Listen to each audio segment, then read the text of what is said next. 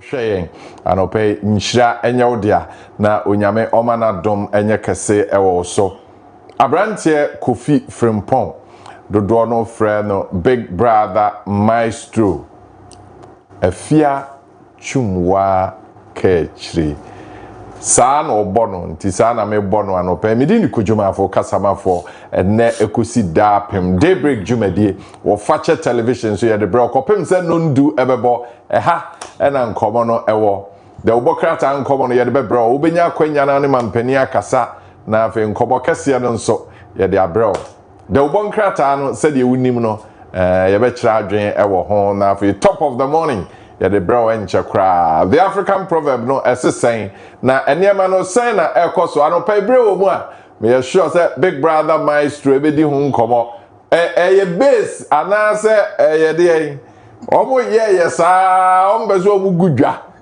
oh as a base na ewo ho as a ni ho nipa bi na hye base no ase na omo ye niam bi a twese odwen hu a odi ase but ye wa ha ye de ye ni ena ehwe wo mo ye ni ena ye de hwe wo mo ECG pani akasa na ECG pani di ni nkomo a oso osre Ghana ene asanteman obi bia nkane no ye dum no ede o hawa brɛ no wo mo se fache na mo de chede am be free anopei ehun nkomo maka cho se sokoban nkomo no migusu a midi kopem se Fida Rose ma me no ebe ye de ese so ye na mpanimfo e wo kwan no so be ese o mo ye no yegusu a ye di nkomo the New Patriotic Party etesen eniema no ekosen na se oye posini na wasantemantem titru MTT dia anopei me no won komo kakra nyabre na hwe na wutie nso a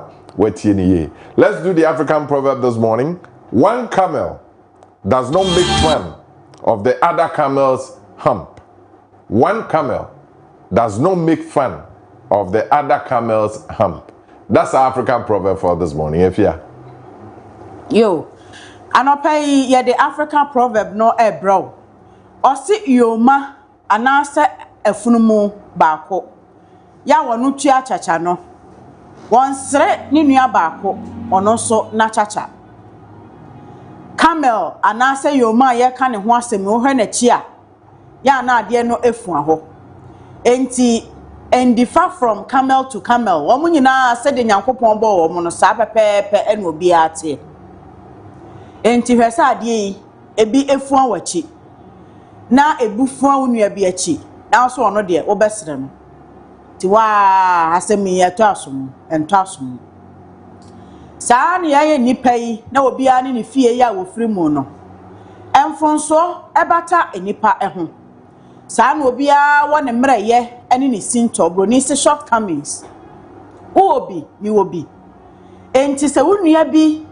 eyam fonso kakra bia susu sere no susu twetwe no susu di wonua no ne ho few ansana wo be kan sem bia emu oya a kire wonua no dwene ho o epe won ho a yantu obi ho pe asemi a wo kokan wo hwe wo ho ekare wo ho ahunu se wo de woye soronko obi bia de dana kwamu eno nti utimi kan de opa bia e kire unua bi ana wo kwa kan kire no na ono so kan bi kire wo no on se wani asoko wo de ye obi wo mpese obi e de ye wo e ba ne saa e be ye yie ni asemi emu asukodo ene se eya yenti nipa ase yaba atiasefo asase so no obia entumi ene obi nyepeda esu ne ban no ededa sonko obia ne fia wo firi mu ba obia ne ntete a wonyaye enti expect sese de wote no saa pepepe na wuhia me ame nso mete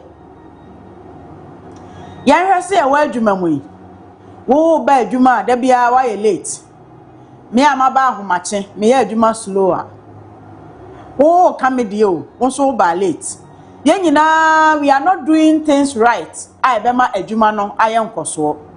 Na so wo a wo ba late no. Se wo ba beji bibi afiri meme ho na me ye adwuma slowly a. How? Wo be twan ten sa na bronfo ye ka no. Ase wo kwa Bible mu kura kwadwom ewo ho. Na wo twan ten. Ure fi se e bi asa wo so wo jai lateness na wo ba ntem. Na wo be so de meme ye no apesa me ye ntentem so no anya saa na nyame bo me no mu a enka sesi a na ye wie. Minua student wa bon mass enkontabuo pe ye de to ho a e ka wa no ana wo fe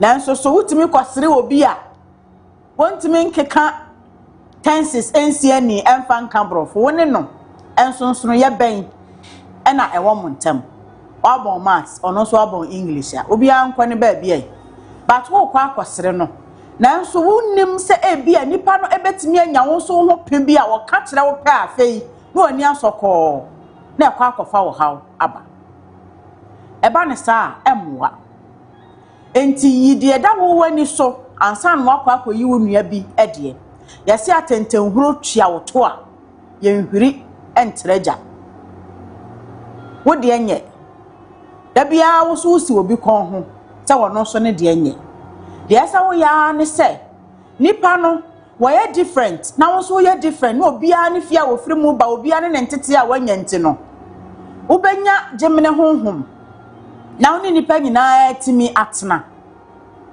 na bibi ni a watimi afa kwan paso na watenetene wo nua no enti ade a ewo wo ho ya enye no emmane emfa enkosere wo nua bi anase emfa nkodi ne mpoa eyesa ade bia na asetena mu no odo eni ho frise nipa ne mpesa so da bia eno na wo de ye no eba sa na ni biribe mu pe we hu na akwakofa wo haw bebre aba enti afunu mu mienu amonam obi a wa chacha etua na chi a mo hwamonim na mo nkoten na ba bia mo ni kire no mo nkonkoduru ho enane wachi nkohwe onua ba ko no chacha na mfa nsere no eno so nkire sa ade no eye bone a mo ntena ho saa ma mo nye bibia mfa ho obi a timi tu ne yonkofo enti ebre kwa animu no a mo compromise na mo kasa kire mo ho no afei na wo haw ne sinto kakra no a ewo obi a brabo mu no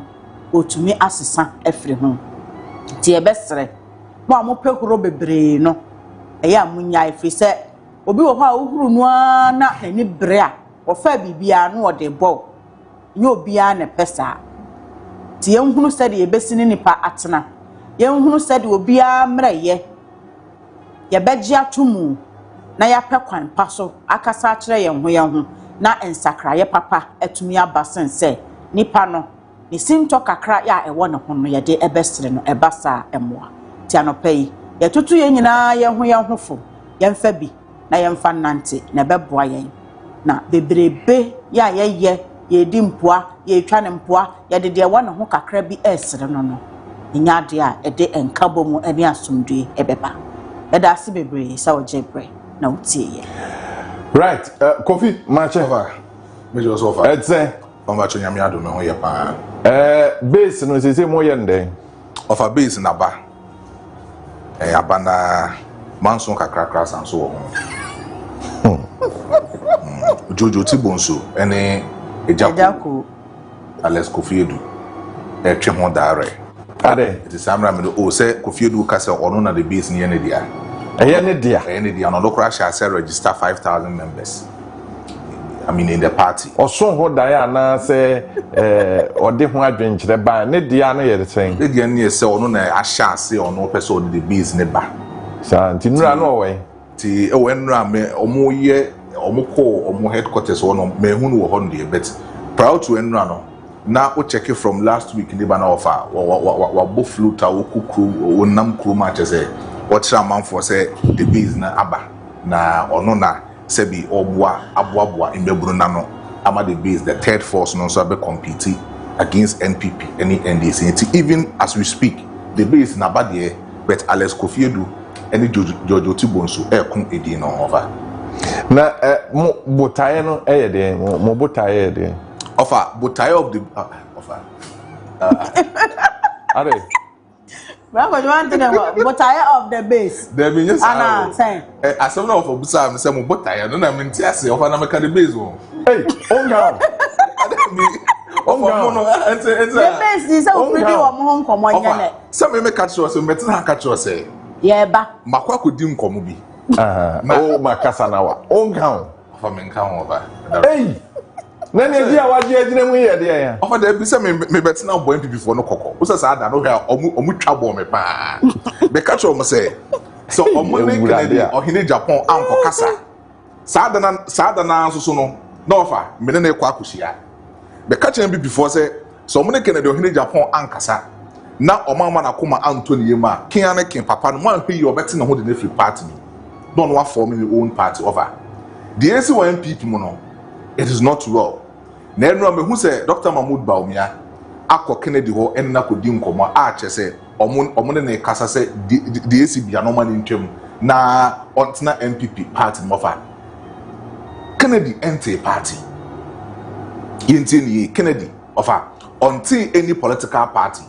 It is the base party no George Otibonsu mum na ati the party.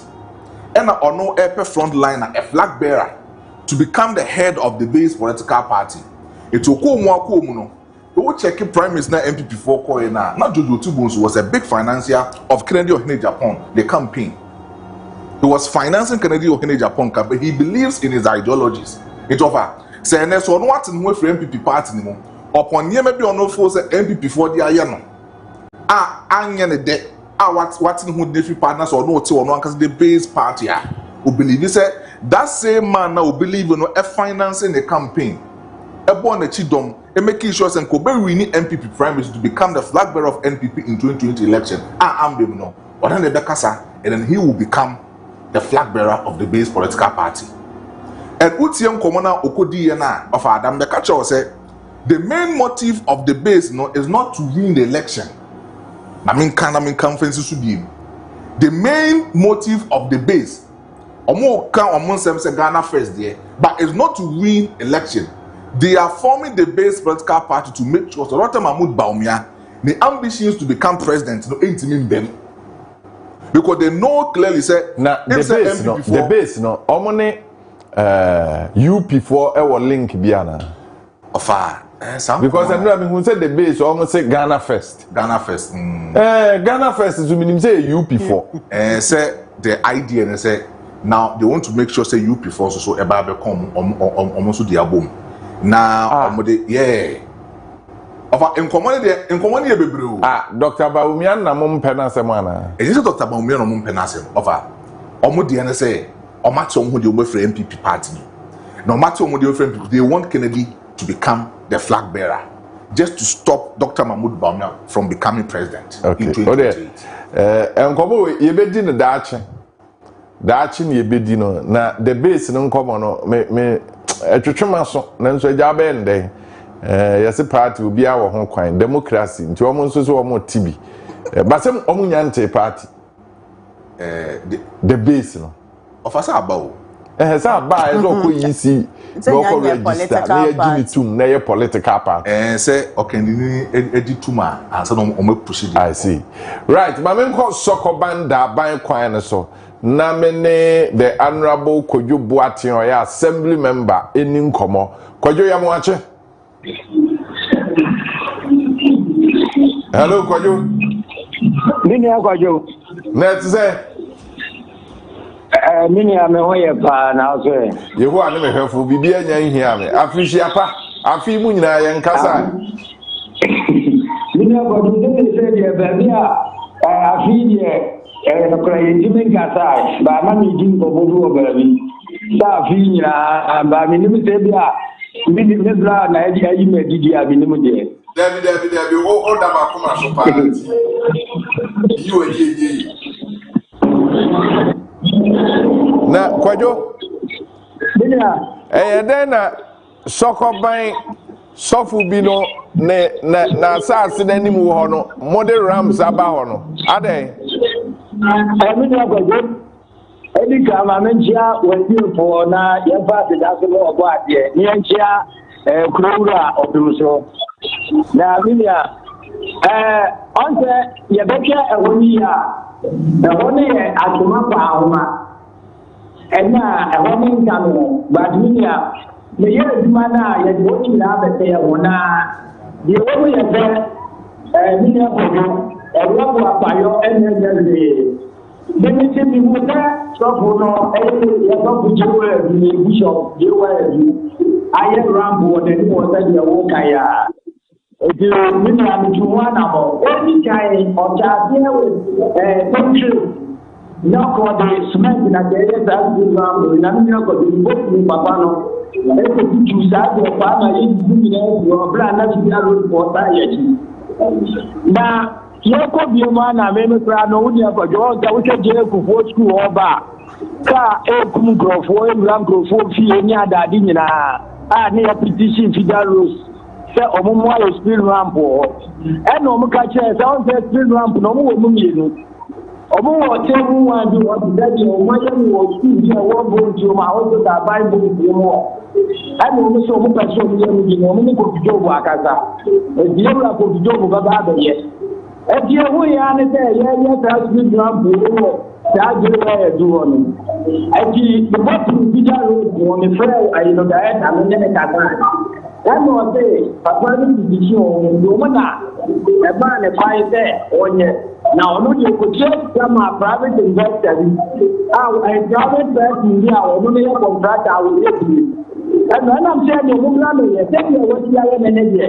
Come what me Kojo imagine plan ababa na jo level na ka se omunja mungo amba no pro ene dia ke ka wa ko dipa ne be jo ko pro ma jibe ni Kojo ma me azese me yeso ko ba zambe ma ne dia ni brasa abua zambe ma ne pro ma zambe ma ana me se amba me so zambe ma eni eni ti ana mo de ko bidaru eni no jibia ayipo ro to abo so a omuwo ajumu wa no so e pro mu ka won ye no mu ko ya e di ko mani ni ya no mu ba site wo be ye di mo ya ye ni ramp no ni ya ko do kai ni da ba na na ko e ha je ne die aje di omo de go go mo mu ba de wa ye di ramp ni ya ta no mu ye no ma ye ye ko ya na ye no mu di go no mu ni na ba ba site e mama ye sa eme Nyema die wo bia na ye memetie mu a edina assembly members a ye wo kwan su nyina no ene trotro station na wo adubo no ye no mu nyina ko bida rose na so ma hye se na de so mu ya no de ye no na de so mu ye e ma ma fo na me ne Kojo ama man fo na yo ma je se ne drivers na yo ma je se na fida rose for ma results bia e beto ya sumu dia omo nyina be demonstration kai for ne so mo so nkoma na bibia dibia sa speed ramp ne de nye assembly members ye nimu worry but anamo ayetu afa ho no bibia Kojo mimisa assembly members a mo mantamu ho no mo ne kroma no eya adwen sese enne fida rules for no anka bibi pa bia ankyere mo a mo be ye oye kire I mean, I have because I didn't have a question. I have support you. I'm in Naya. Say, young woman, I acquire the real and say, Yasha, a young Makuma could nine. And about the so son. I said, the interest, Papa, interest in Tina Raya, dear. And here you be free, Muna, acquiring to Miko. But I would say, Makuma could nine, dear. There's a what is a man for them, and may any figure rose for no call. Na so ma me yibia na se ani timamufo ene driver fo ni nyina no nyina ye ba support am ya ye de ese onu so akwa ne abadie no onu so hoto no mini Kojo ye ntimi nka se ebia ye twe ho da bi enu ntimi ye so yetu ho anamo a ye ne assembly members e wo kwa ni su nyina no ye nyina so yakambo ma yetu ho anamo no mini Kojo anope ye beda ase ye bedi akire na enura nwumre no menim se na mo ni fida rules fo ahia ama nkomo no de abamu nyina no ye nso ye betena ye de amahwefo Kojo Boateng. Nyame nhyira.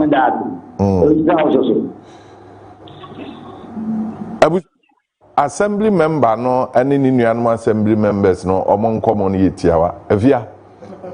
Say enne kudi da nwumre se fida rules for ami sa speed drums na mfiri ho. Na omo ahwe de yeso omo ye de a na efiri kina ekode esewani. Omo abebubu ana se. Omo be ye fro. Se ne. Rakojo na mo ba no. Ehwo de sen. Mango down. O hwe ho yi. Man fa ho ahomachi. Ene nya ho na ofa ye ohu. Aha. Ensem ho. Ene ba bia omoton cars no. Oba kakra bia ana yedru ha ahomachi. Car ni si ho omo ye bi. Omo so ye. If ya there bi. Omo so ye free ram. Ane. Inside ben. Ya asemo. On say ufri eso ha say na ekode a before man go down. Ufri so nkwada school bi na alignment.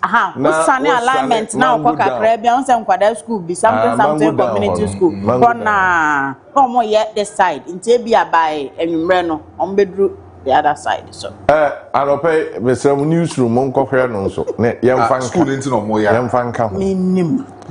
Yefu wa ma na pick up ni si wa omo twe anwea ne egu fom na omo ye. Na say ho street light ni Techiman road na onam a hwo sa ntiantia miensa na nu bi no omo ye. Anu bi no omo aye wo sokoban kwa mu ha e de asemo aba no. Offer the same thing no. The same thing and the car here bazaar street rams the same thing. E ka get gas this hey e dey ha ya omo na omo se dey asem offer me nim the intel say omo must be ram na ba be ade bi a che say baby bia no bia so we speed rams who speed rams say who speed ram no say offer because kurumo anu no bia sorry ya no ye dey obe obi a sorry say na ka echire kin sa ahomachi an wo ba na nkrofo park car say yeah the 2 me speed rams on what basis and I do 2 me is no offer ade ba kwa ya na eye me ya kwa omo ye wi a omunye ni yo because omuni that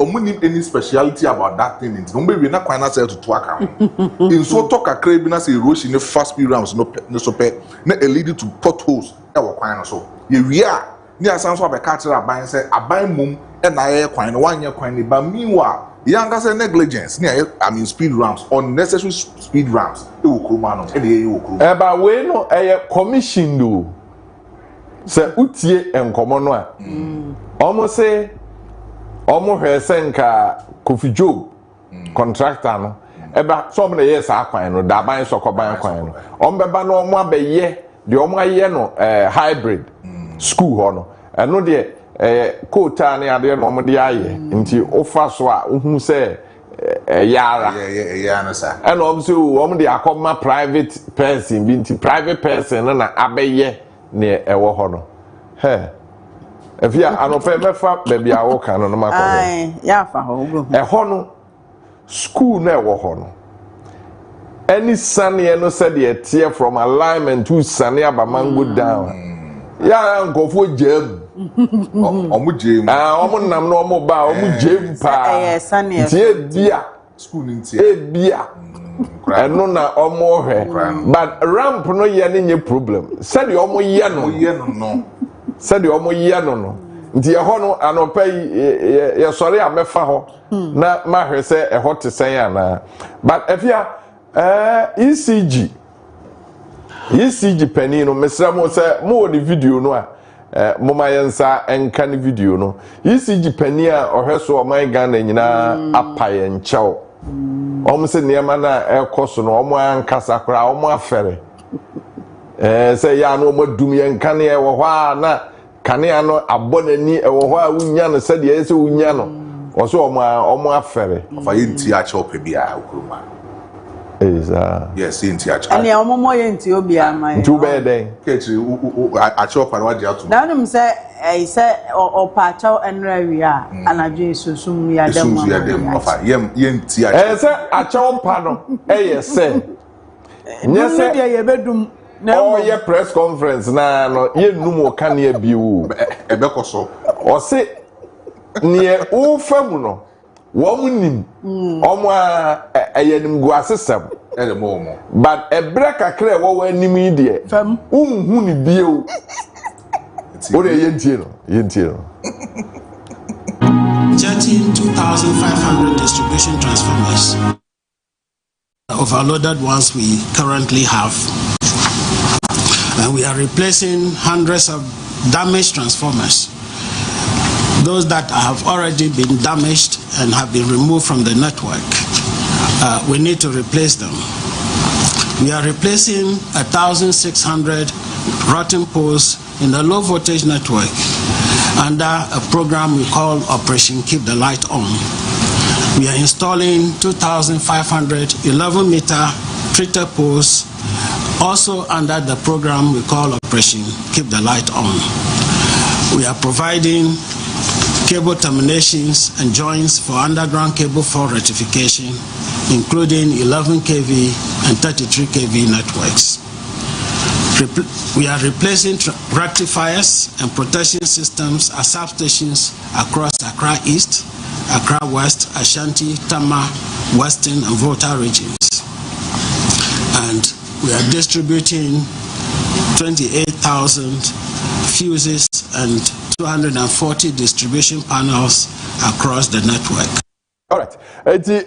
Kofi ne Afia na sebna ye tiawa. Omso oma fere wo ho. Na ne ama ne ma no asisi no mfidie no hadwen. Omse investment a esesenka eba power sector no enko ho sa. Nti omo transformers, omo cables ne omo ne ma no bebre no esese ensesaye eba. Okay. And I say kwanya omo communication so etie no ade a omo ani nso senka eye wano intentem so omo bo amane se be ya ye be da ye ho so se omo bedum kanea no ana se omo be ye adwuma bi wo ho a osesa ne mani nyina no atosini kakra enu ntina omo sreyen se ya omo be install new transformers na ebetimi accommodate pressure no any expansion na koso no nyaade a ohaw no aye famu nne no ye behu bio nti omo be sere yen for na no ene nne ochina de omo be paache wenye ye fi se enuru ho no omo aye de yeso omo ye nyina na no na aso ne nyaade Ofa what chiri mu we sanka ECG for be fa na nka we communication director said de mete ase o kan na me chiri mu said de mete ase so no o kasa Ghana fruit ya o makoma beto mi ya djuma ye voice of the voice ya djuma ye se sa and na consider me ya o kasa ma if you say why this why hefo no watie for no omo ntem komo na say ya pon na nkofo frɛ problems no any problem in the actually we na still Operation Keep the Lights On. Also Operation Keep the Lights On. Emergency program. Womo edeba Operation Keep the Lights On. $278 million emergency program. Operation Keep the Lights On. Ofa sankomu we. Iti ECG boss penyin pa unim sankomu we yo. Julius Kwame Pekpena. Unim se nkomo na e de say substance wom o kan sem e de a trading tia dum so no e koso e wo man tofa what was keeping him long say obeba bonten no de sa nsem we aba at the time sa nyema we e sha say that's a minister akasa minister NDC rep na oba ha ne say what is the problem with their communication so at a point MPP nyasa o how na communication na enye coordinated nti obetina we aka we wa ha na we aka we wa ha na omagya ne saa because say asem no enia anu asem boy amane yes masam ne say chiremu ne ebi amene onya adwen ba mete wase senti a wo ye de wo ye dum no because of ankomo ya wo di me tie o kan asem ya to makoma so cables ahodo mmesesa transformer say it as 1,000 but me were 2,500 and omo dey ba eti nkomo ya wudi kire mi mehu say any problem no ECG machines ne transformers ne cables e wo krom na emre it's an ECG edundum can say so oh bua kan say edum kan e bia na change you transformer and I see you change you cables for hono almost a pulse no so 1600 ni nyina ya rotten just a pro un say edua nti esi for my nso obu ni nyina no emo so ewe nti pulse no 1600 to mo di 2500 e ba be replace a pro ni nyina in komo ya ka echiche mu ede nti dem pan na omo twen se Ghana for enkasa ni mfengu mampanyin animu asese on the anytime you oba be president minim the strategy but sometimes the communication strategy no say yen twen na mampanyin kasa na onye glory no within the MPP it was said at a point until some mampanyin be cancel no obi anka na ekonkon ai say mampanyin ka na ono age glory no na o aka no abe fansem no minim whether the NDC is adopting the same thing because I will give you example because na no bimbila na mampani ko kan say so even almost yes the other issue relating to SIM card registrations are there no so obekaya Sam George kan ho asem na ewo ho a kopem se mampani ekodi ho nkomo kirekire mu wie na mafo na asem dey say dey asane enti edu ba bia the government strategy ne say yema mampani take glory no o kan na afi ye yafa na ye di ho nkomo anya sa mindimi nte o nkomo no ase which is not good so the way communication expert we just say nkomo we enye say me kira adwen almost say ebi omo wo plan of a plan we there enye because of say assembly see you know you will Ministry of Energy wo ECG so company no wo no it's there by the pan the AC ho kwan say minister any ECG boss ebe ka omontamabo no mienu after press conference ECG boss etia minister of energy so tia na mienu mo the one communicate about one thing abe ka che Ghana for say the entire dum so no air course on the say ye change 2500 transformers ye the 1600 poles eba ye the electric cables say ahodo say eba enti munya botere fama ye mumfem fa me di nkomo na a grapevine but again they probably wanted to be sure say transformers na ye dey ba no are you ready say about draw my name because sometimes e bia no say ye kan omo kan asem ni wie na o ha won tehwe no abisa say na nye ade ni say be so afi ni e be shaase na nkofo gbuafu Jemi omo twen ebe du ye ya say omo betimi ayi distribution no na omo abeka ho asem but anope ma mimisa ahwefo a wo mo hwe yen obetimi afre yen na oni ye di nkomo ECG nkomo no a omo di no e chopa no omo de abrewo no wapne so woni omo ya adwen anope ye di nkomo yedum kanea no anase kanea no ebi wo ho obetimi ne yen edi nkomo anope 0206334646 0206334747 anope mieni nkomo ECG die no edem ebia na wo hwe yen wo sokobanda aban assembly members no aka omo ho abom omo se sa speed drums na wo no ya meyi di a enkudu anwumre no ye bete wo mo nka emu bia no obetimi a kira adwen ewo ho the base nkomo na no pe ye pagya tumu ebia na no na pese udi ho nkomo a eno nso eho akwanya ewo ho na ebra ye twen wo mo na omo edi wo mo nkomo no eba no me pese me bisa MTTD for say omo kokwan so a adwuma be na se so omo ye kofi uni mo adwuma MTTD for kokwan so omo ye sanka omo check driving license no mo say kbia no unko speed ne sign them omo check omo adwuma no aro for mo adwuma for be ka menim se me bisa omo adwuma no waka afia omo adwuma onim so omo ye ne ye de MTTD for asemo we dey just that omo bechirim we say you say license no omo check it say because say sometimes we dika bi anim now we say police for gina ho now one driver no interact 1 2 bi no amana ekwa then you are like hey intika so yamana ekọ now he eniama wahyehyɛ na eniama no emu odu kyɛ car na hoɔden na car no kora kɔ afafa ohwe car na nkasa sɛ de ayɛ rickety na enam kwan no so aye gya yama na kɔ no a then you are like tete kwame afi koforidua no pɛ tete me ni nkomo you me pese be contribute to amuka no lot of no kasa me say lot of no dey kura ese ko mu ka kire ntem ese nkomo bɔ mama ne ntem won na so dey na na jukura me da sum tisia he machi omse nra ne na de obedem na kire na wonnam omuwe ba na itono ya dosu tete ya dase arope jame ka o osu betimi afre na wa kira adwen mtt difo omo ye den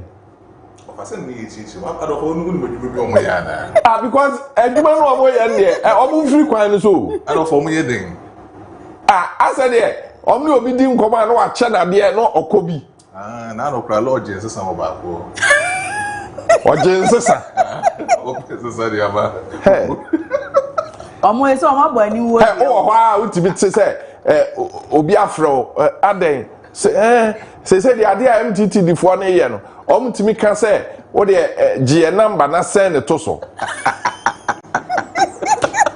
and I'm say hey o so be so gu mtt di fo animu ase ana o se bra ebu a o ka se fabra na so ni bia o se gie number send ne to so na send ne to so and I'm say hey say the baby mtt di mo du no send it to so omo agba ni wo dua because afia mentia se ntia sa pragia ne abobo ya ade no ahomachi o ebia no nan na enam kwan kane ani animu akire yes ade nti onam kwan wo opede me ka se so omo atwa police fo ho yeah checkpoint omo twam obehwe no na omo ahyehye ne ma na eno na twa me nsuru mu no se nipa no a okọ no onhu nachi osanso hu na enchen ne nchen ne nifa ne benkum oni mero bia wo ho ohia police ni a na police ni ama na twam no but car ne traffic gator light enye adwuma no na police ache no car ye gina omo dua na ehu hwe na inside mirror cry no na se wo car na ade ko unhu achi yetimi che no but pragia ne abobo ya de omo timi nanti krom ha obia misa omo hwe how yeah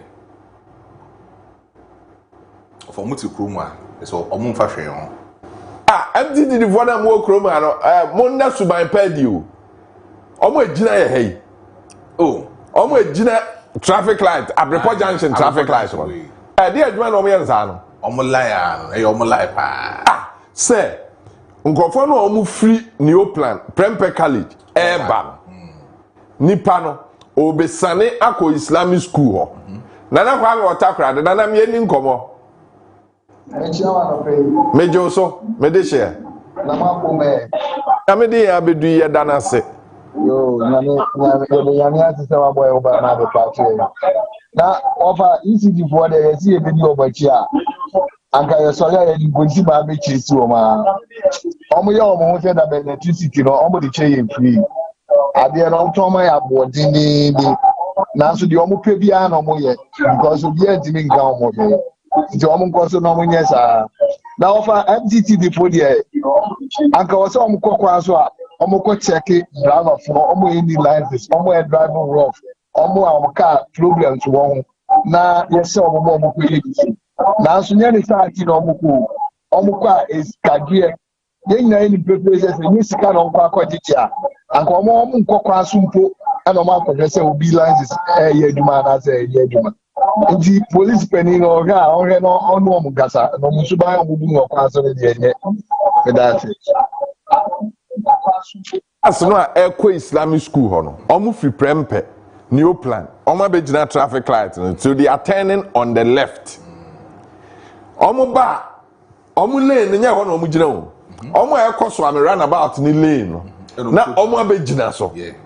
So green na enam se all Islamic school ho nti no onko no say gina ho na ogina ho omo eko so am runabout no so ye ma omo nko fi se omo beje kwan na boso na police fo gina ho yes omo gina ho nti MTT de adwuma no enu ani ise de ehu hia na omo je ho ne ma ECG kasama for Ben ewa ahoma no so Ben mache lejezo na zeze de modru se mo pacho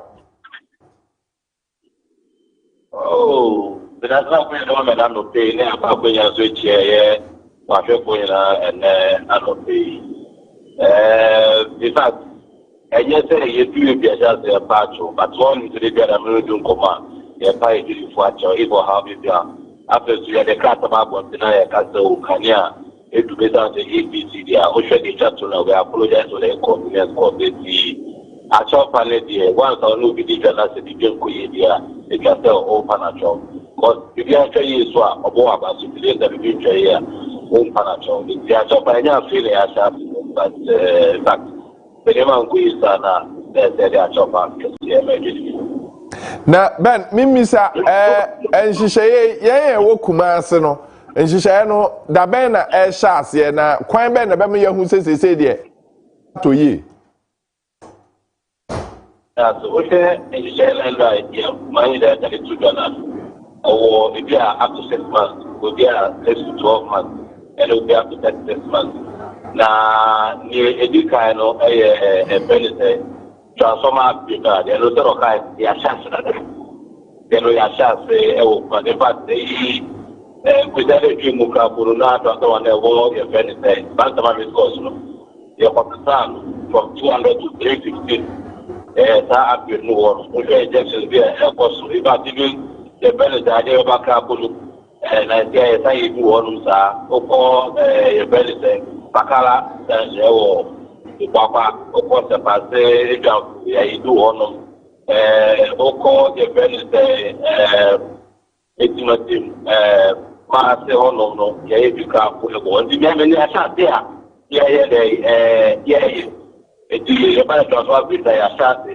And after major transfer was upgrade, far transfer, the Mikalia distributor of the man, but power transformer need to substation BSB that they that's what I all as in my journal. Yeah, you say, yeah, market for because I know a rich box supply board on a general any people things down now. Yeah, almost can say it's connected to project that Tamale as our so. The only family will come to us away so and then will come to Beta Masanoma for Congo. In terms of but in terms of rotting foods are proper no kind na yasa say they two on a larger scale.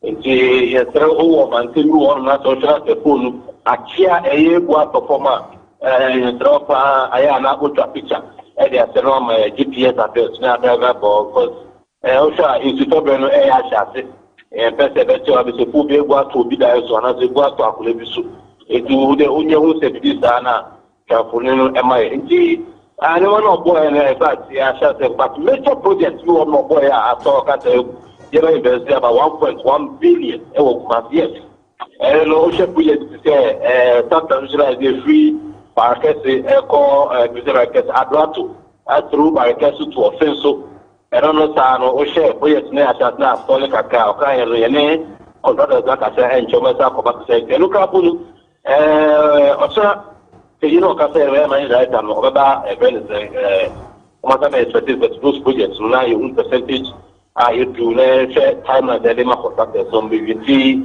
I mean, this is about channel time and in we have project one couple free waiting to cassette as a project I share. Now, personal, your high tension like distribution and the figures. It don't know. Aratibo in fact, I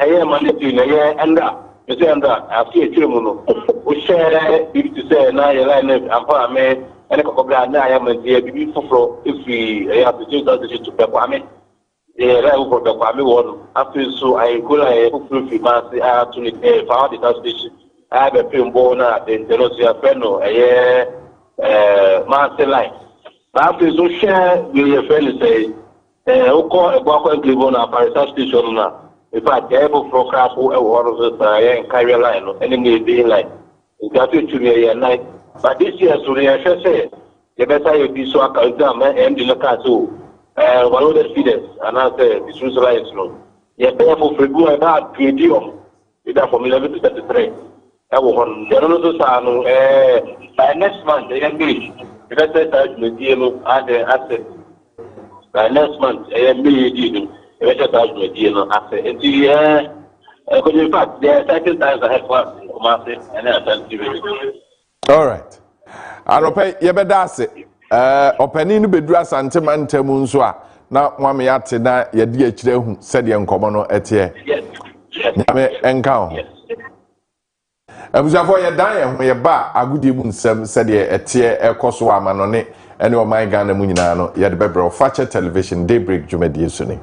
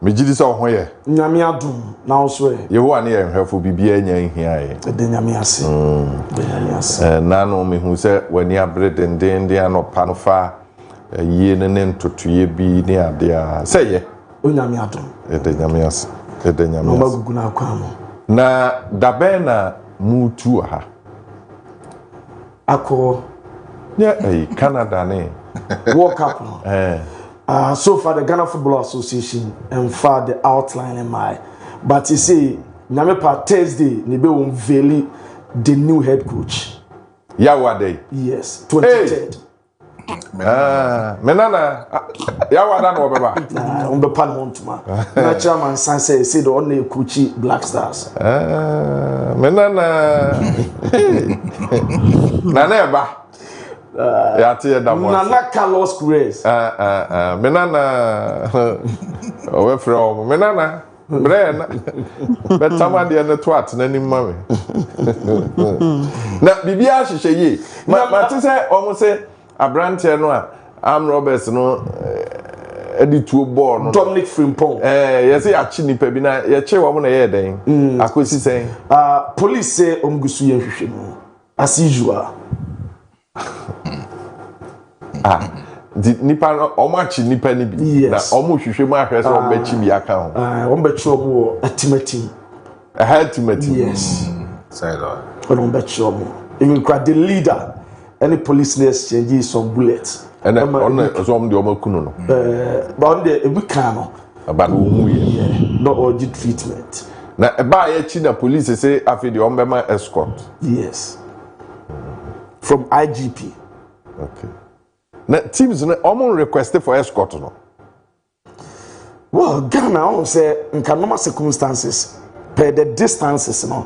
Or say teams in the kwa omokoda a day before na after the game oda nanka waba but ni nyina financial issues nyom ne ma obi a 1 million your football idiot legend ye kasi di hun koma ade beche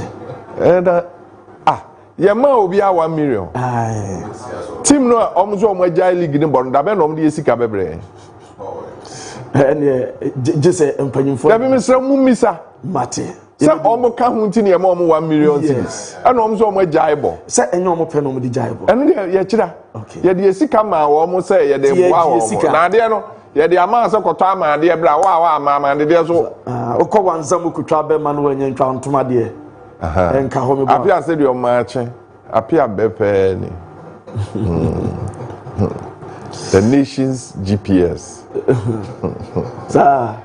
babia apia babia event bi aso the nation's GPS apia wa chimai anope yen hwei ne na ekọ Manchester Madrid fo di nkomo na ma hu se Bournemouth for no sasa na yefro omo so outdoor their new coach Marco Rosa na Madrid su senior side Champions League o man timba nkwada na je ti Madrid ne Champions League there kwala no je ya na nya but say a kire se omo Champions League the bomb sawo yes kotoko coach no so Zito kwa de obaye no so adwuma no ko na so no ko ya che no na class and papa o se ne maame ewu ndi okoye yi o sesa no o sa bae na obeye den o sa bae but he said the adwuma no officially am dey ato na so no adwuma no o ntimi nka se wagya ya adwuma se adwuma nyo na na ye se na Zito ne na ye nti se wagya assistant coach adwuma no o dey ato ankasa assistant coach no and so no a substantive coach David sorry acting Zito koya no no and also mehwe achiri yes as a caretaker nti se onye caretaker ni bio ba obey assistant coach no dabi and also onye onkwe ono wo kra yi nhwe Mativida Semprana so na you be breaking it down na you touching it down na you knocking it down na nya jajajamu yom power go kan se mun sem asema makuma kwaduasa e de nim ye de ebada wo Daybreak Jumade no so Monday to Friday se legend Kojo Marfo any team no transia sema makuma kwaduasa agukan se mun sam se betwam na bia so ye kamane en semetawo dewa na so be pone kakra diamao na yenshase free me pancho honorable Thomas Nyanko na yaka honorable Thomas Nyanko na se deputy minister of finance na opina kasa about the sports fund na yente sama honorable editor of sports fund no. This money is being paid directly into the 2026 World Cup fundraising account with the Bank of Ghana. Already we have received a few donations, and I want to acknowledge Jewel Energy, who have paid 1 million cedis into the account. Icon Energy has also paid 1 million cedis. Today we have received 2 million cedis from Serene Insurance, plus a policy insurance policy worth 20 million Ghana cedis. So the Black Stars are grateful. We have also received from Errata Motors 200,000 Ghana cedis. We've received 100,000 cedis from Pay Angel. According to Deputy Finance Minister Honorable Thomas Nyako, there's donations no papa walk up no Black Stars fundraising campaign. Say to Dausha Krankre ABA GP ma Mompoa said a bear walk up Ghana Bekono about the supporters, but don't petty any transport on sensem any nipebe piamunano no ma ebe kama eti ama womo Zembram ewo coach even Carlos Kures na no adanya de beto anim so no na Ghana Football Association you know say omra na bosome ennan ya day anim no the head coach and former the Black Stars of Ghana na onfa Ghana nkopem the World Cup na me patron failing anasa da on ba odono say and ensisa no esitie na me pa Thursday April 23rd and omo ebenes wa Lisa Hotel 1 p.m. Accra and a dwedin epitimi atoga enti Carlos Kures me patron outdoor said the own any time etia any jamam and na jaw for Ankara eswakasa about Carlos Kures na NSL boss in somewhere atoga about the Black Stars coach yente kakra. We have a new coach. The selection process is over. Now the process of preparing for the World Cup begins. There's no doubt about it. It's going to be arduous. It's going to be tough. Even if it had been Otto Addo, even if any coach that comes in, it's a very challenging terrain. We shouldn't discount that. This is the World Cup. You put your best foot forward, your best players, your best coaches, technical team. It's not just about one man. There's going to be a very solid technical team, and I'm sure the FA, with the research, the background, checks they've done, and the mission and the objectives for the World Cup, they've, gone in for Carlos Kures. I mean, he's known more famously as Sir Alex Ferguson's right-hand man. Very NSL boss.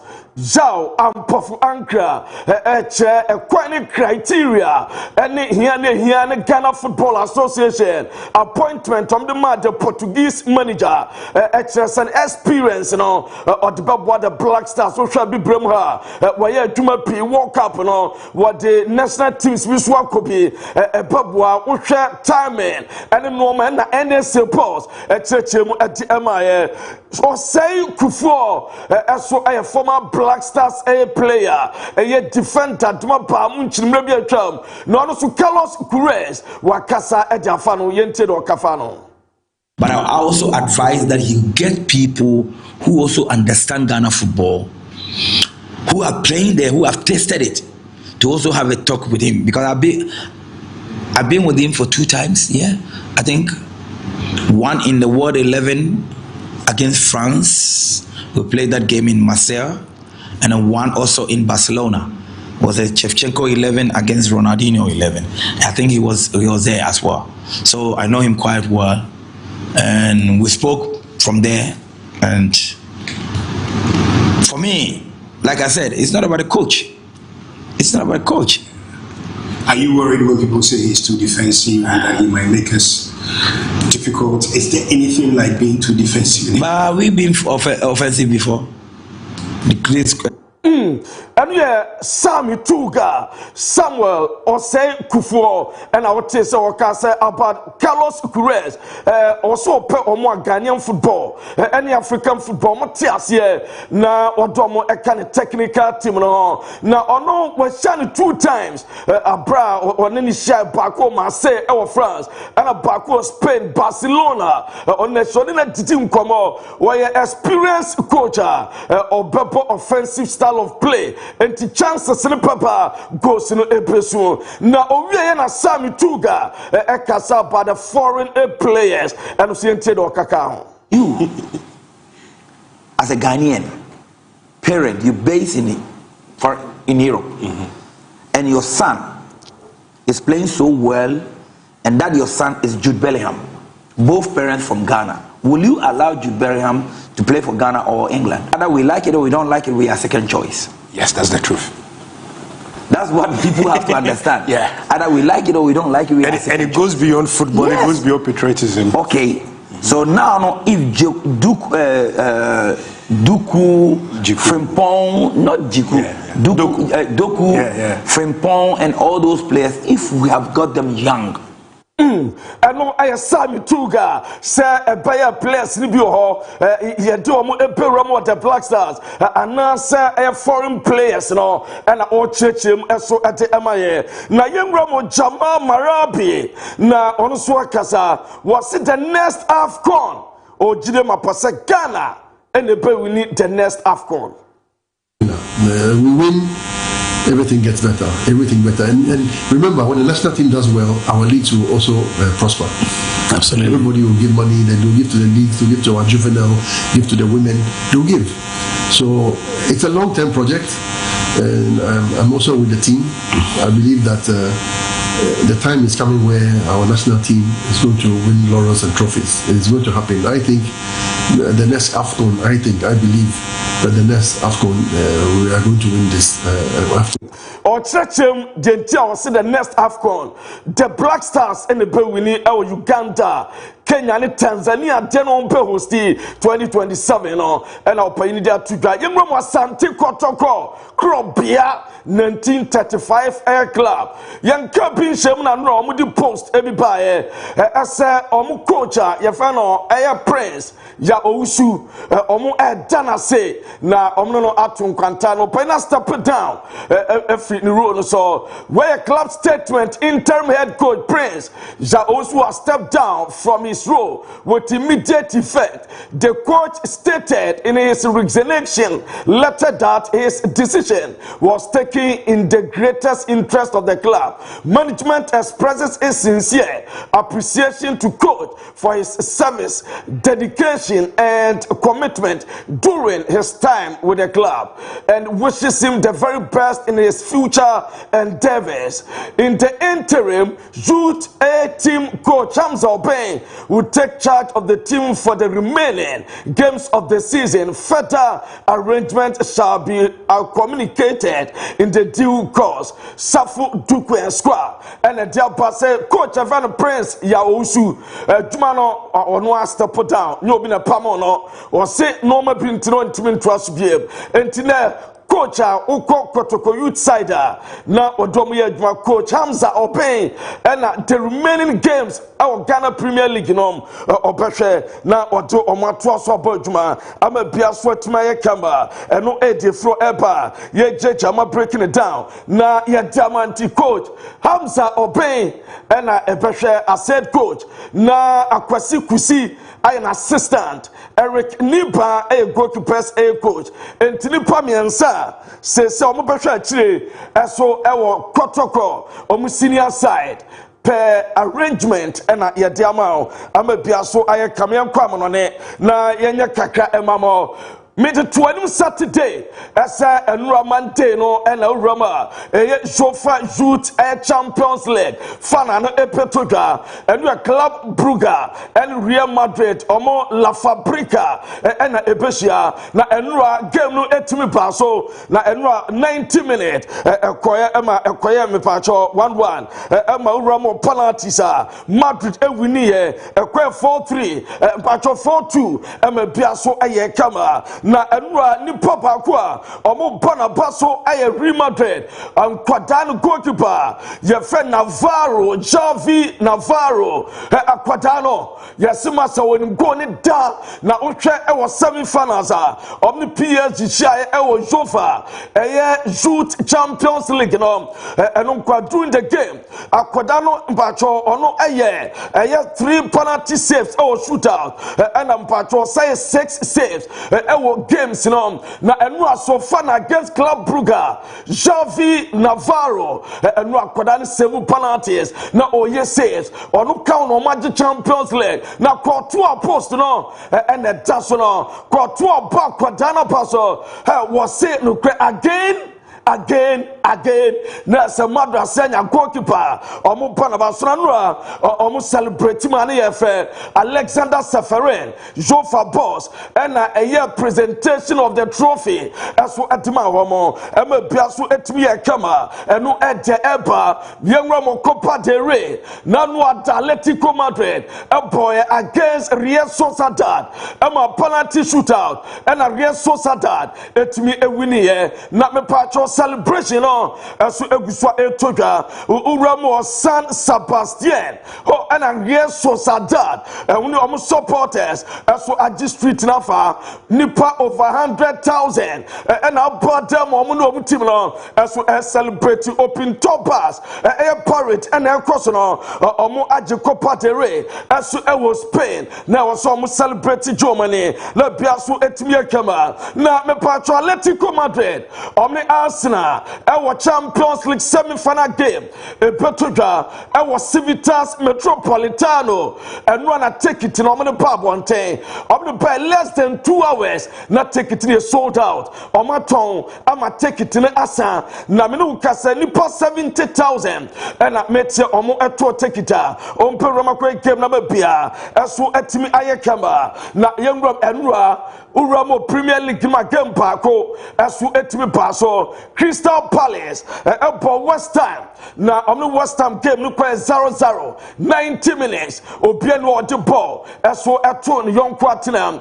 eno enam so am say sa point na West Ham United etim enya no ameso league table no so a say the bottom table our Premier League no Leeds United the 15th position with 39 points. Nottingham Forest at the 16th with 36 for West Ham 1 point. Number 17th with me patro 33 points. Tottenham at the 18th with 31 points. Burnley as for our 19th with 20 points. Now say official Wolves Omo equal relegation and no West Ham points na me patcho munya officially at the Wolves equal relegation into the official team the first team equal relegation with the 20 club Premier League no Wolverhampton Wanderers omo and equal relegation and no edeba jam trade the Premier League and La Liga games Portugal send officials in it and about 7 p.m. at Brighton Port Chelsea and what you cross Spain La Liga Athletic Club 5 p.m. Bo Osasuna Real Mallorca Bo Valencia Girona Bo Real Betis and Real Madrid Bo 7:30 and Bo Deportivo Alaves and your game set to ga na what you Ramo Coppa Italia where a French Cup and a Lens Bo Toulouse and no I am a patro semi-final game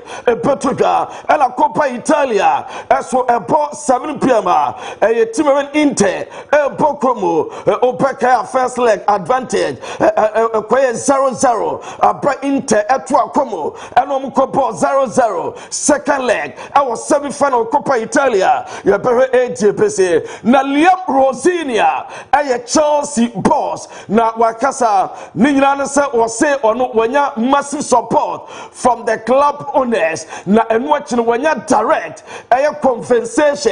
Direct talks with the owners on one opportunity or Betuaso. Sporting directors involved, they've been magnificent in their support of me and the team. And we're aligned. We know we need to win games of football in the now. That doesn't go against what we're trying to do, which is give consistent success to this club long term. Assurance, no, either such as the Champions League qualification and Omunya or no Betuaso Berdumas. Chelsea on boss next season. Let be a sweat my camera and Liam Rosinia. Not John Stones announcement about as a Pedrone Bernardo Silva next season in Panaway also a free Manchester City. And officially season in Panaway 2 players already at the Bernardo Silva announcement about and at the John Stones at the Swabia Hodiama as a season in Panaway John Stones 1-year-old defender free Manchester City was in the remaining games were committed as a team Premier League title as well winning a Biaswaya Kamba and we are there by Chuamini a player Manchester United and for some panel nom dina acquire place a Casemiro already Casemiro at the announcement about the season in Panawaya Opeko now Opeko there your referee Chuamini or Madrid and on na Leonardo Bonucci me pacho wakasa wa Pep Guardiola was the Italian national team. Our solution na solution ya baako pe ɛyɛ Pep Guardiola ɛna ɔsɔm de adwuma no ma no pa na bia yɛ kama na ɔpɛsesa Italy national team fortunes ɛde ɛma wɔn na urama Bournemouth ɛsɔm de adwuma no ma former Dortmund ɔmo coach Marco Rosa ɔno ɛna ɛpɛ adwuma on a 3-year contract ɛna ɔmo de ama no ɛsɛ season bana wie na Antonio Ariola ɛde adwuma no to a ɔno ne pɛ take over na bia so ayɛ kama ɛno ɛde ɛba mame ɛmfama ɛsɛ Clásico Barcelona jersey no on Spotify and a sponsor na Papa Clásico bia de musician and a singer back image na de atum si when the American singer Olivia Rodrigo ni picture and to Barcelona me pacho jersey no na bia so ayekama na Clásico abaso Jude Bellingham on so oyeni team ahead of the game players na so say so muti ho na ultra and no kwa one trend Alexander-Arnold na se trend the UK boys and was say so mutuna freshness now adwuma na me enrom enra uramo Madrid ho na me pacho Laureus Awards gala no etimi eba so na no Tony Kroos ma me tema on Kojo award on the best sporting inspiration award and ya Tony Kroos yente kakra Tony Kroos.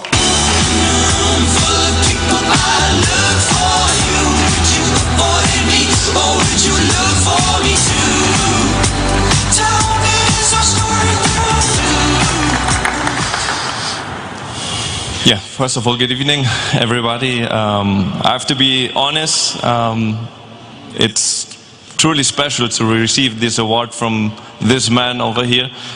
I told him before, I mean, he has how many won? 5, 6?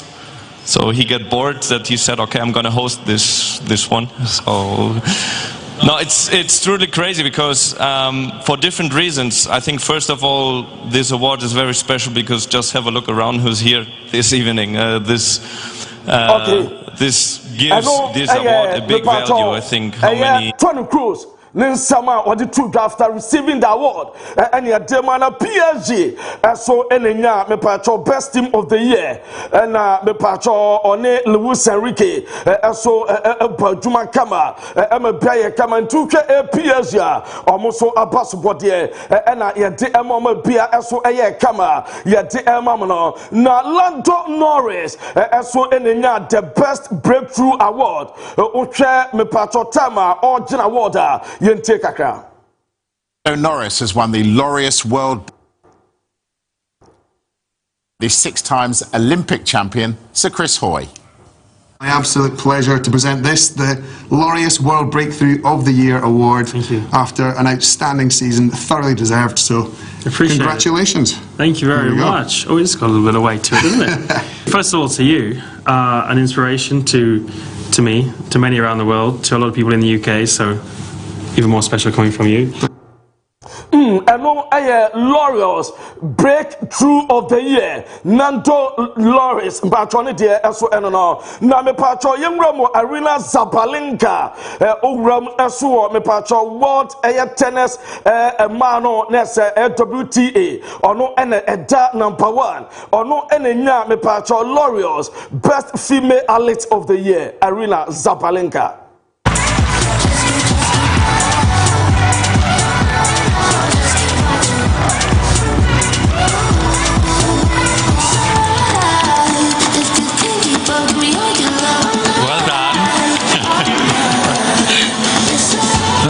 Thank you. Please. Congrats. It's heavy. Be careful. Guys, well, I'm shaking right now. After seeing all of the incredible stories, so inspiring. I have. No, I am Papa Wa. Okro a man tennis away world #1. Arena Zabalenka and Onya me pacho best female athlete of the year. Now okro a man so and also Carlos Alcaraz and Nya me pacho the best male athlete of the year. Is Carlos Alcaraz.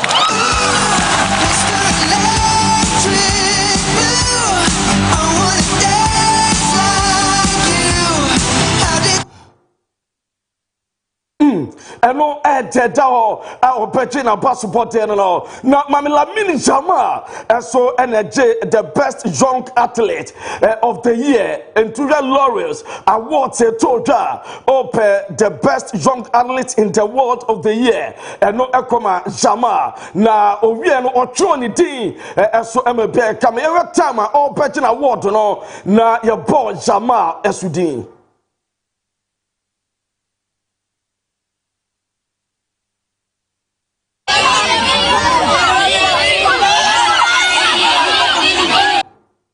Of this year's Lawyers Young Sportsperson of the Year, Lamine Yamal.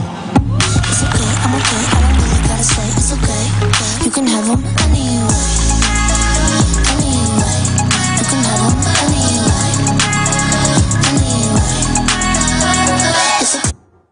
Eno ejeta wana mami image no owie wa the private jet ene be pay mo Barcelona oba na what jet num na o didi kakra say after time na o spend na come the boy na also be posti kakra say McDonald's and say we enjoy kakra na bia so aye fine eno ejeta ye di elmam Yannick Sena eso etimi ebae na wo hwe Yannick Sena eso ebae woni eye fans no since autographs ahodo edi emawomo emabia so ye kama enu ye tennis star back no na Leonardo Bonucci so arrival obai na sadin ede omunyina timi bai be grace occasion no emabia so etimi aye fine enu na urama mpacho Andre Villas-Boas baby na wakasa about the situation at Spurs esu ewomo so akwachi Spurs Spain stadiums in England, one of the greatest training grounds in England for sure.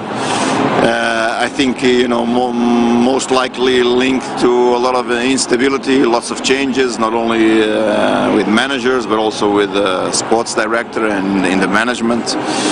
That impacts on philosophies, on principles, on the way you work on your daily professional life. And unfortunately, these last 2 years, although they have won the US. And your former Chelsea, former Spurs, coach Andre Villas-Boas, and was situation of Bompire as a Spurs be free relegation no survive. League new Thiago Alcantara, also no wakasa about Mo Salah, and Andy Robertson. Season upon we are Liverpool free or Mobe free. Is that for Liverpool and how much of an impact have they made at that club? Wow, they are legends. They are legends of the club. They are amazing football players, and it doesn't matter where they go, they will still be amazing football players. And how do you feel Mo Salah has been treated this season? I haven't been there, so I couldn't have an opinion, form an opinion about. Eno ejete no adese ebrana so yenyina so na ensem awodo a yeboabo no ena no pai ewo agokansem nsem abra ye be fam Daybreak dwumadie so no yemfansia urama Abu Dhabi head of sports ebo production a obe support ye executive producer eye Binas Daruma and was dwumadie midin adilu taking about 3 p.m. The entire Future Sports team led by Diaby Babetrase na team ni no yadi the extended version of Future Sports 3 to 5:45 near the Abrole Bia Kamane exclusive interviews ebetodwa yadi be bro one Daybreak the legend Kojo Marfo big brother Maestro Sasuna Kaakyire 6Am enkwese nondu ebababra Daybreak dwumadie nguso eba akwam e Future TV so yakra.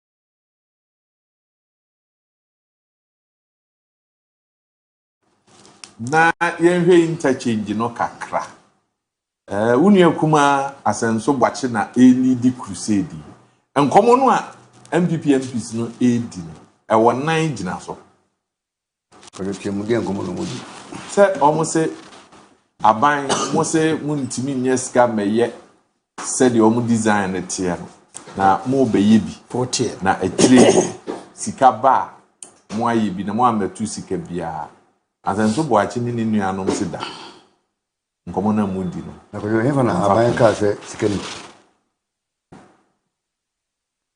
aban abeka yes omo ametu sika bia on the project yes, yes. That's the point I'm making. Bakojo unim obia ya way so am interchange na any dedicated source of funds ike ko mo ko say na no dem ko di ko be sa finance o fan ko ko na scan young baby on the fire but like I said earlier with regards to Kojo me say nya dem keke yanka hu hia kwa say be ka say e say ko aduma na ye tenchen na ni nim say this year dey etie and once I bought time, I got to cocoa price. I was a coffin. We would deal with the matter. I was say I was here tissue near Pecon to cushion and Crafona. We would do it. But I say, we go to Piescar, never they come from Baba toward yet. Yeah. Okay. That's the fact. Now, you're not a quanaso. From year about 2024, I'm telling you before we couldn't and your mom payment to be. It's about a month ago, and I am $30 million. You know, who's almost a day? A backman. Project, I are going to say, it will end up like becoming so for like a very GOG project. Whether like it or not, because there was no money. You say, boss, you may entertain 5. I feel, can I say, yeah, my date, you know, the coffee, some people who win a day. A buy. But you're not better. Yes, but you can't say. Ongoing project be anywhere. You're better. You be general. And then you know. Because a quiet we don't want at some bed a beba. Now, see, say, time on design so I'm interchangeable. You are factor in after ring road. That's how discussion in this look. Now, after ring road, is coming up.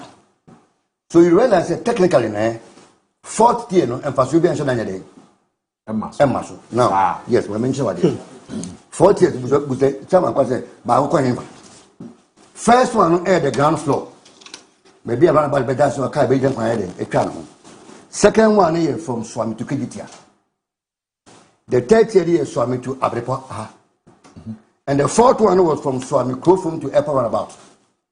Now with the coming up of a friend outer ring road no I start to a friend saying, a BP Buanka, Gabimu, a BP Buanka, a BP Akomo. What it means is that trust and if you say, Woman Kwanzo Munya, a Kwansofa, Omokoro, the Okon you, the Okusrimu, will be on top. I have him. Okay. And then so one. Sikana, Kaya requires half of tier, so for says Caro, now Pilicamo, now the cook, a Bushakrua, a Femua, Chronom, a Buyan, the Mobabia. Kojo home na ekopie akoma there's another economy that now yes akwana bed the swami takwa makro mu I benefit from swami interchanger omanya drinks genya kwa papa so this is enema aban person we dey or consider and no engagement no enya kwa shase proposal minister na grant interview no okoka say ye better so about 3 no okoka 2 and okofa asenso boachi sane manema we na here Ediaba. So this is what our bankers were heading or consider. Because we forced the free war. Now for says can now become one. A bushman crew, chronom, a boy here, a friend saying. Codiamo, Sam couldn't go so now. A quantity that you are common. And look a bit of the support to ring road. I'm almost back this side about a friend saying. Sophia side now will be a faculty. In football or almost to be the usual partisan politics. Oh, Naka. I did call him. I'm going to have a transabisia of him to say, you I've been saying about Namusmo. We share stakeholders now. And in a idea about David, and I'm saying we are basing, you know. Start here and pass will be answered than a day, and muscle. Because truck could be anywhere, record the new dream become a quadrant. A choir and a for me from Techiman here, ABP and Infa, a Franklin Aquandano. Trucks in the ice Aquanda will be in the movie. Mudre Franklin Aquanda. No more. Rashid, nti ede asem na ba mo MPC ye didi. In fact, se me hu say obi ti say senior PV TV so national television so can some say on say me need to you. Right, concession na betu. It is not about concession. Kamel enko frodo na wa be frɛ fache TV e de ato enim say na me nkrofo bi kodi nkomo say o mo fa na me mfra brochi mbre me da bi bezinfo no nkomo no enye sa na te eti koma so ye na ni omo ntimi nkodi nkomo na bibia ntimi nkoye emfa emmaw ewo dwumedie we so na betime hie omo ewo tema community 2 ewo Accra na ni omo edi nkomo ewo honom obesan so etime hie omo ewo Kotoka International Airport na ni omo edi nkomo ewo honom afin so oba Ashanti region Kumasi hanoma betime hie omo ewo Dichem so na ni omo edi nkomo bezon for semen kancho se onyeme bia pese o kradi fra monone e de backroom ha bia no o metimi aye ho adwuma kama pa e de amount eti from ewo omahoma we so 0246760890 na the bezon for etimi edi nkomo kama pa ewo honom obesan so etimi afrom ewo 0597429329 na the bezon for edi nkomo anase 050131439 na nyomo edi nkomo pa ede amai na yakoyenim kakra ewo hono enti no me yeni nkomo no na yen hyase with the newspaper review no na bibia intimi enkoye emfama. But this time around I am starting with the Overseer newspaper, and the Overseer newspaper says that when the opportunity comes, prioritize NDCU, that is Okai Minta Edges appointee. Also on the front page of this newspaper, it says that battle for NDC deputy communication slot, 5 names emerge, and all of these names have been posted on the front page of the newspaper. And the other story says that Stephen Donko set to contest for NDC deputy general secretary. And also the other story says that Richard Class Peters elected as Grassak president at 30th National Congress. All of these stories on the front page of the Overseer newspaper. Another story says that Baumia engages Ken Japan ahead of 2028 polls, and also GES to start paying salary arrears to newly recruited teachers from May. These stories are on the front page of the Overseer newspaper. Yamfa Overseer the Obokrata no hyem komodie no ase anopai wo hwa animu awodin sembebre anna aba esoro ho pa no Dr. Mahmoud Baumia ene Kennedy wo hina Japan foni eda ho na wose Dr. Mahmoud Baumia ehia Dr. Kennedy Japan ena won mo atwetwen komo bebre ni nyina fa kwaya won betimi afaso na waka MPP amanyoko no abomu ede won makọ afi 2028 elections no ya ho amane eda ha na Ghana Education Service so abo amane se akyerkyerefo a wofa won madwuma nkyeye na won makatua binom ate akamu no obehya ase atua efri mebosomenum na won mo akyechemu ebeba in installment ni nyina mabum said the funeral enkomodie no aba no na Overseer so ede eho amane ne bi aba Overseer kroya amane bi ya wo bo ene said ora okan minta ene de adesre eto NDC amanyoko na appointees one mama mpani John Dramani Mahama wafa won mo se wonwa no e wona mamuo mu no anim se adaroma o sa akwanya bi epiepia eya wonfa NDC amanyoko no mabunu ento won makoma so na wonfa won mu nyuma ansa na atre akọ emontene so fi se emabunu no omabre papa pa won abo adwuma na NDC aba power nti bibia ni a ya won fo mani enkyere ho na Graduate Students Association of Ghana Grassak-4 wamonso akoto aba he de yi Richard Class Peters se wono eneye omo national president womo 30th National Congress ya woye no emo na NDC amanyoko abato ya epempen so ban womo se deputy communication slot no enipanum ana edinum ena apia free mu aba kyerɛ sɛ wɔn nyinaa pɛ sɛ wɔpere saa tumi no wonya de overseer de obokrata na omfoni egu hɔ obi adi ɛhyɛ ase na wapɛ bi akenkan saa na general secretary ne deputy no nso tumi apere no ahyɛ ase owura 7 donko so ayiniti say wobepre bi e wo NDC mu the overseer the obokrata. And then we continue with the Daily Guide newspaper, and the Daily Guide newspaper also says that CSOs criticize over natural resource destruction silence. And also the other story says that intimidation can't break NPP, that is Baumia, to government. And another story also says that Nigeria grabbed for operating brothel. And also, won't to me get another chance to file witness statement. All of these stories on the front page of the Daily Guide. Daily Guide, Obokrata no the Dr. Mahmoud Baumia, NPP Amanyokono Franka Tunini Mfoni Aba. And I was here huna bebreba ekoso Ghana hano or the 20s abayani mo say no and ebebubu NPP Amanyokono apre womoda so agina wona so kirebe se one million DC for the eba besia ni 2028 na womaje tumi no enti aban pa won hunahuna wonom won tata wonom nkosi sen emu won mabam wentumi mabam na no nwomtofo bi nwuma otoye eno nti NPP de womoda so agina womona so na wode kwadu civil society organization CSO e wo omemo enyumanyuma ni atena ya hodo a wo maye ka bia wo mufo e wo Ghana mamwo mu se asa wo makoma no atomo dodo o said the illegal mining ne kwan bone o monam so etuf magudie ese o my Ghana nsasetam ene obade ne power de adom Ghana na nso CSO si wonum nyina do on sa to ano na reka no nka hwe mfa ho ne do ha bebo enu nti wo mo nsore waka enu nka bibi emfa ho enu achi Daily Guide obokrata no ebo amane se Nigeria ni baabi ne mfoni da ho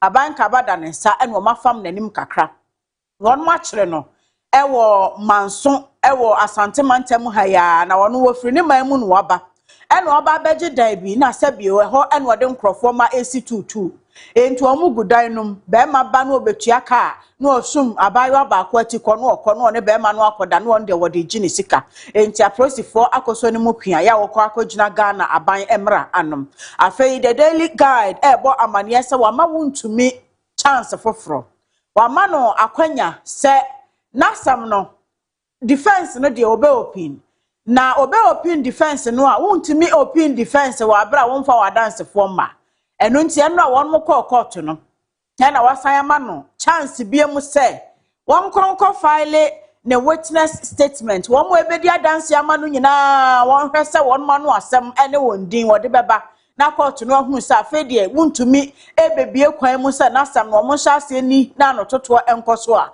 wenum ne adansefo na attorney general abedi akire ni abrepa sa se wuntumi yakokwasa nti wo mo fa no ntum ana wo mo mu asem no krafi sa se wonyanye serious se open of defense no obeye nanso wo masama ne chance foforo de ebia wuntumi na lawyer and the appear could be mo won mo ebema wo ho aye ha no aboshew no de o se wo mo ye no won ma ye e wo sansemi emunti na no pe Daily Guide so de ya wo de aba eno. And then we continue with the National Voice newspaper. And then it says that Ghana Society for Socially Challenged warns public over encroachment and fraudulent sale of its land at Ogbojo. And also the other story says that OSP cannot override constitution, that is Porchum Berma fires. And also the other story says that price inflation rocks at Tebubu Municipal Assembly over borehole contract. That is paying 130,000 Ghana cedis and 140,000 Ghana cedis for mechanized borehole with a polytank. All of these news are on the front page of the National Voice newspaper. The National Voice, the Obokrata no ede the Ghana Society for Socially Challenged womo ekokobọ ya wode emampanimfo aba. Ena wose womo wonsase bi ewo Ogbojo eno ewo nkranmanta mu na asade omanfo binum atu agu nsase ne so womo enkrochi nipa no efa so no de akwakobo ho na wono atwa asase ne bi de ye na de hwan na de asase ne ma wo hwan ene ton ma wo ehon nsem no akwakoye boache bi de nti ekoi ede kokobo masa wonu ma wa hyase tonton sase ana wo mu twetwa ton no wonya hweyie na wo mabufuhye eba won so enu achi the Obokrata the National Voice kire say owura bi a wode Paul Chum Berema and Walkasa say Office of the Special Prosecutor no want to me mane emfa Ghana Constitution ho enya de bia ope enti Constitution ne mra no eda ho pefe so mane efiri ho ya de foforo bia wope de na kire se wo bu Ghana mra no animtia asem ne da ho pefe no na sese wode eye adwuma enti ho mane e wo the National Voice mo en wo se ukopie Atebubu Municipal Assembly nso a ene ye se de mpanimfo edi sika gumu no nya asem kuma boho keke ya wo mutu na wadi emfidi afamu na amana kwa akoto politank mu no wono mo ebo no ebro so ebi mo de 130,000 Ghana cedis ebi no de 140,000 Ghana cedis na etu mechanized borehole no mo say edi adia mechanized borehole nko 130,000-140,000 Ghana cedis de ene na asem no ano eden papa enti the National Voice the Bokrata no boru Atebubu Municipal Assembly no ene wodi amane aba. And the National Enquirer also have a lot of stories on its front page, and it says that KGL delivers again. That is, pays 153 million Ghana cedis to GRA, set the pace for corporate responsibility as critics fall silent. And also, the other story says that Supreme Court at 150, government reaffirms support for judiciary. KGL Foundation assists OT Regional Hospital. And also the other story says that Standogbe hails exporters as pillars of Ghana's economic stability. And also NSA partners Absa Bank to offer overdraft support for service personnel. And also petroleum price indicators has been well explained on the front page of the National Enquirer. And also Ghana Law Society demands retraction from Afenyo Markins over attacks on judiciary. And also the last story says that Oyibi police grabs 2 in possession of 40 bundles of suspected stolen ECG cables. All of these stories on the front page of the National Enquirer. The National Enquirer the Obokrata no na no pede wonam papa panensama wode aba no edoso na wo hye animu akesepa eda ho no wode Deputy Chief of Staff ya wo hye administration so Nana Oye Bampo Ado nimfoni aba ena no Supreme Court ni omofri nhia wo ha ne aduonum 150 years ya wo pa ho ntoma no ena Nana Oye Bampo Ado wokokasa ye ewo ase ena wo say abaya ye krado se obeso omeyatemu adwumako ye judiciary no asene ama won matumi aya adwuma pa e de atentene ne abre Ghana adehye nyina fise eno an obi a ehwe animu se judiciary ne de won mo beye ne womu ntanchia enti aban ebekoso atai won mo achi KGL adwumako no won mo akotua won tax e de ama Ghana Revenue Authority na 153 million Ghana cedis and wo mo say na nipa no mu bi ebo wo mo sobo an corporate institutions ne de wo mo pay tax tua na KGL fo no wono mo edi kan akotua tax no nti sei ayensen na ho abokwan ato ho e de ama corporate institutions ahodo aka e wo Ghana se wo mo so tua wo mo to a eye se GRA fo benya bi de ato aban foto mu no de aboa empontuo na wo say National Service Authority for so money Absa Bank akabomu na wokwa kope overdraft emwa ede ama national service persons ewo Ghana ha ene se ebia Maestro national service ni na 100 Ghana cedis eda Absa na wo pe 150 Ghana de akoya de a wotumi eyi 150 Ghana ne bro ne sika 100 Ghana no a eda Absa no efisa wombekọ nhihye ne ntiase apama hodo bi mu ebema daache Maestro betimi asan betua sa sika no ahyemu eno na National Service Authority mpanimfo ne Absa Bank guso a wo moye se beboa national service fo no ora stand shows dogbe wono so account for exporters wono mo de eniema efiri my Ghana nkrofo aman so ekoton se wo mo ebo wo homoden papa wo boa ama Ghana sikasem ne ntotoye egina brane na afa ne ntoma pa efra na National Enquirer kro ya se KGL Foundation ya won mo akwakotua wo moto no wasan enya sika de ekwakoso OT Regional Hospital asenim ama eniema hodo binum a ohia ewa ya sabia ho no watumi de ato Ghana Law Society say Alexander Afenyo Markins sembia woka edifa atemu adwumako ne hono enye enti womra wometwensan na womfa achopa emra ena de etwa to wo se oyibi aprosifo wo mo akyere enipa mienu bia no mo etimi awia ECG cables na bundles no mo amoamo no abono boa sa aduana 40 bundles ena won mo awia obi anim ba bia wo mo de kwanti oyibi aprosifo akyere wonom ya wo mo so enche wodo mbefa emra kwan so anopai the National Enquirer. And also the Ghanaian Times also is having a lot of stories, and it says that court set aside judicial council's dismissal of judge, and also fire outbreaks decline, but damage cost, road crash, casualties surge, that is GNFS report. We will complete all inherited projects, and that is Ahmed Ibrahim on that particular statement. And also government invests 50 billion Ghana cedis in road sector in 16 months. That is President John Dramani Mahama making that statement. All of these news on the front page of the Ghanaian Times newspaper. The Ghanaian Times, the Wokrata no na yede etwa so na mampani John Dramani Mahama ni mfoni eda enimu kama.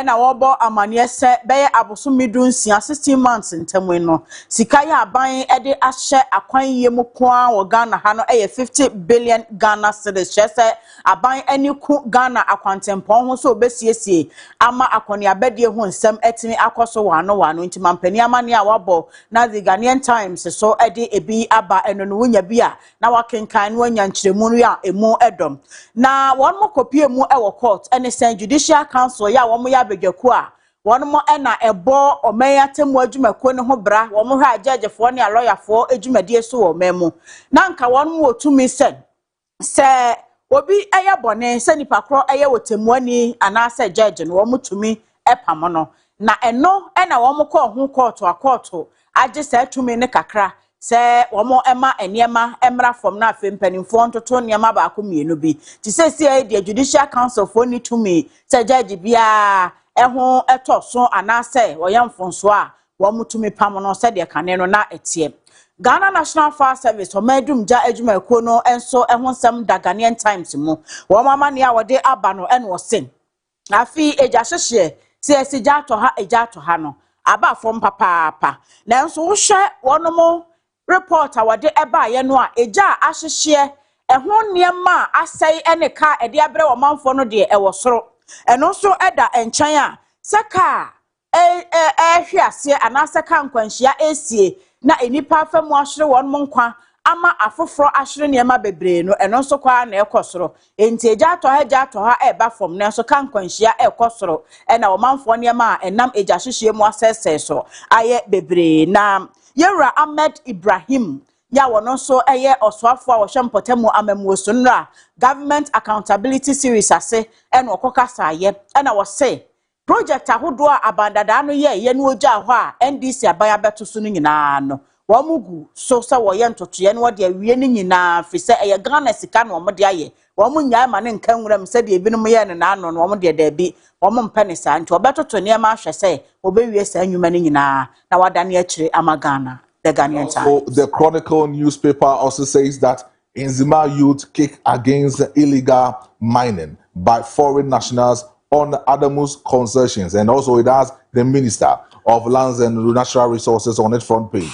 And also the other story says that AG has called to convict Wontumi, and government rolls out operation keep the light on to stabilize power supplies. All of these news on the front page of the Chronicle newspaper. The Chronicle, the Bokrata, no so dear, what they end them what they Yera Emmanuel Lama Kofibua, so far was sensation or body any person in Foni Abetor. And was say a mebruya one zima, woman ya brepa papa. And was woman tina one more, a memu. And I one moon chromo, Emma ho, Emme gu, a chronomo, Emme tooth magudia, Emme say no. Na woma small moka nyina Adamus concession sansa ase no omode ama Adamus fu a wono mo etuf magudie wo ho no sa ban ma concession sa dia na chese tumi krata eta ye kire na nso omususu se ahoho binom nam sa Adamus concession ne so illegal mining kwan bone ya wo mo fa so etuf magudie no wo ma ni nye ho nti minister enhwe we di wo mo adie mu a na wontu ho anamo afei the Chronicle the deputy attorney general Yera Sremu signing phone aba.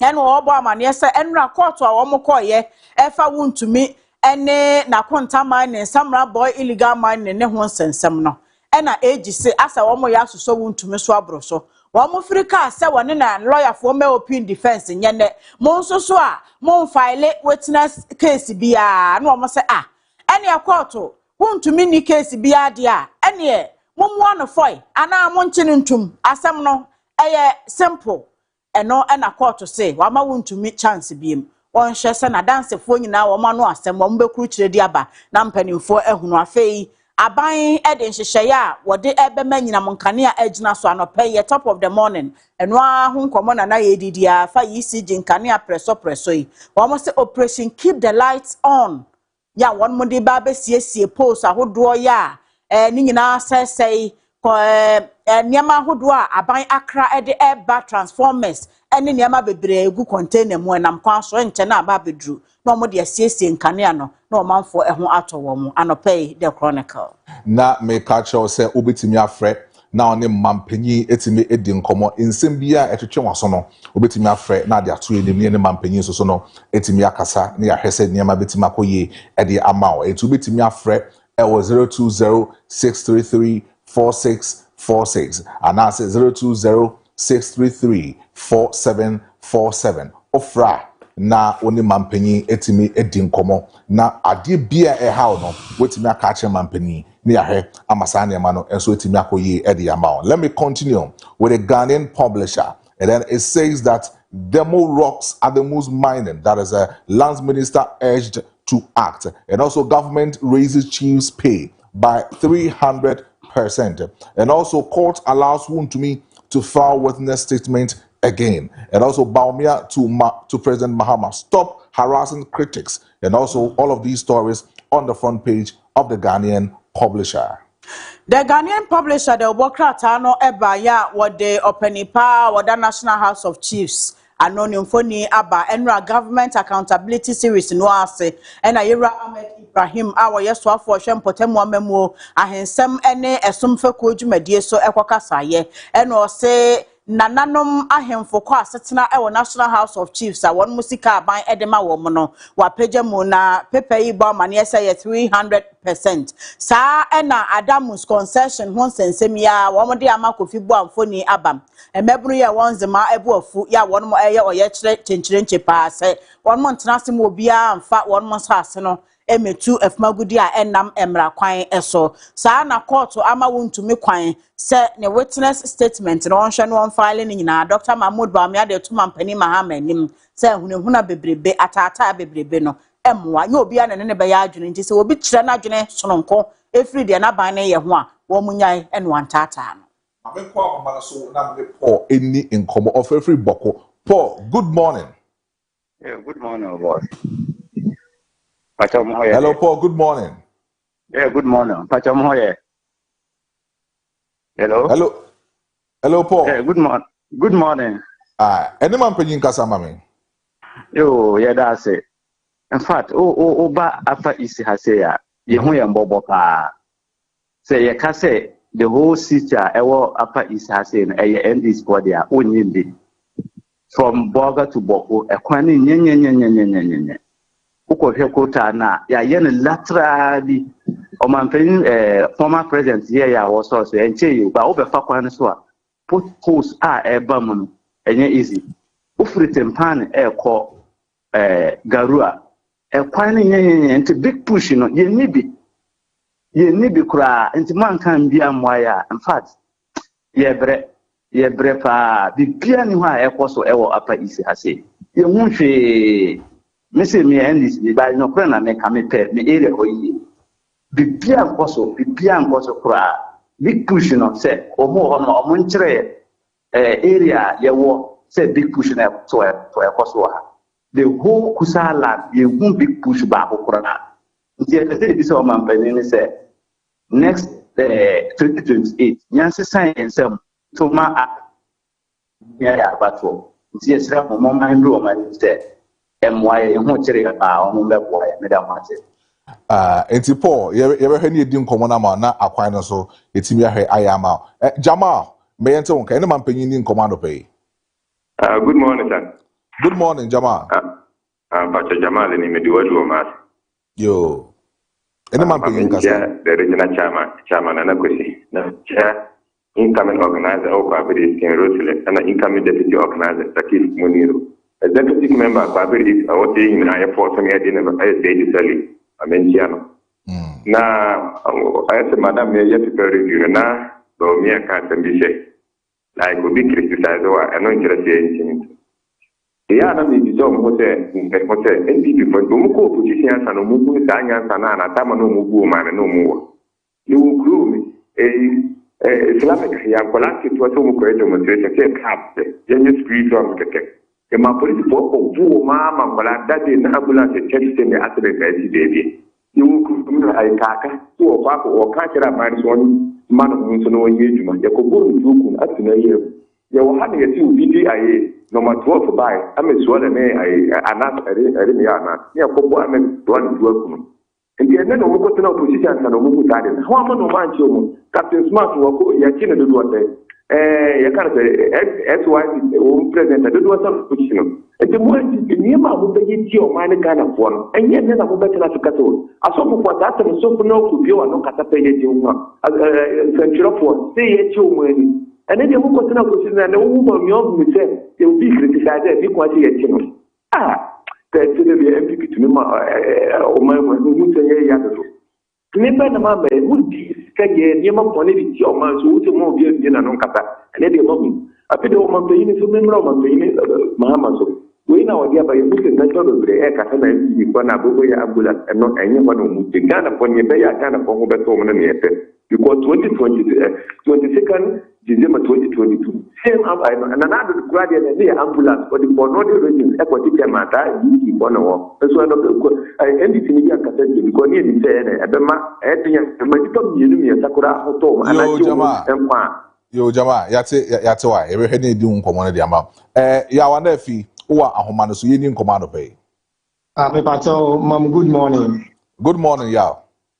If I tell and Commander Moody, me home life, near more on canon, managing home bet MPP for me, Oba Atim Sacracia, a one is free.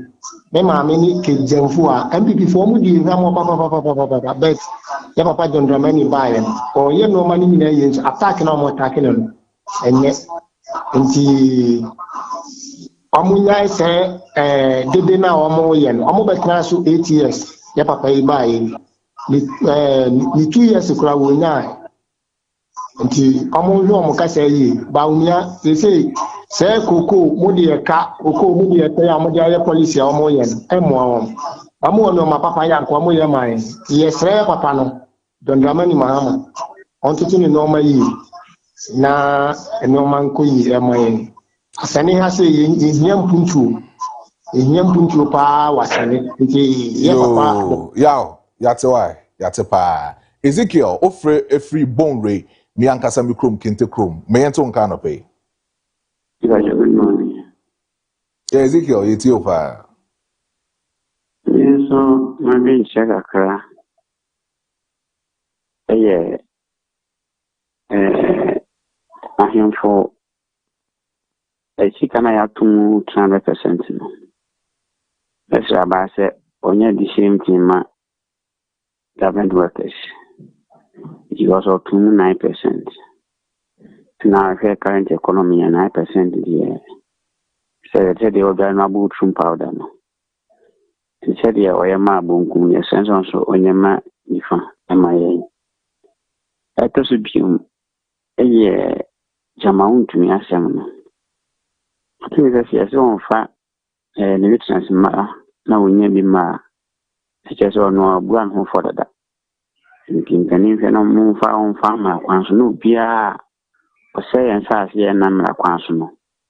If you're not in Piaci, now, in Chidima, I'm a bomb peninsula, and I was it. Yo, Ezekiel, you said that's a passer also ultimate a fray. Quakudia, or Homano, so you didn't command pay, and a man paying Casa. Good morning. Yo, Medasi, good morning. Much have you say?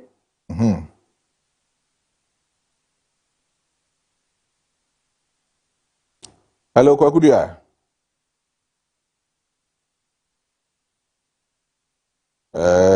ebe se kwakuri a ahoma no eye bibie wo kwakuri ase twa ho bra o twa ho bra na sa free bim na yeni nkomo no ewo aha no but mame enkamfo Millennium Construction Company Limited enfama se dwumeku a ene no omaba for over 15 years omoboa ama adansie ewo oman we mu no etimi afa ne ntoma pa edi efra na mame ndi nkomo we enfa enche se woye sika no na se ebusu na opese unya baabi di wotito a ko Millennium for so ye howate na eni omo enkodi enkomo enye adansie ho ne manko no metimi nya edi ama se o pese o renovate o house wo dan na edada na pese wo paint no foforo pese wo yi roofing sheet na wo boss foforo Millennium for se men kan chew se obo won crofo omo that ndie na o metimi aboa wo ama bibia etimi akoyi edi ama enti eni omo enkodi nkomo na bibia entimi enkoyi afenso so no wo dan na se wo pese wo design architectural design bi a wo pe bia no Millennium for ebetimi aboa wo na bibia etimi akoyi edi ama omo se men kan chew se omo 2-bedroom house no wo 3-bedroom house no ebi e wo ho no so na 4-bedroom house no eno so e wo ho no omo nsase ne so no ntawantawa bia eni ho maso twin bia eni nsase ne ho de oba ya pe ne ehia ne se wodi sika ne beto na ye de nkrata no etimi edi ama na wasensan bibia na wo so abaye land owner na wasan so aye house owner na bibia etimi akoyi edi ama e wo wabrabo dem enti hye omo e wo boshen na Yas Junction na eni omo endi nkomo anase obetimi afro omo e wo 0244274084 0244274084 now ni Millennium Construction Company Limited for etimi akwa kodi nkomo e wo honom mami ama o ahoma no so yeni nkomo adope mami ama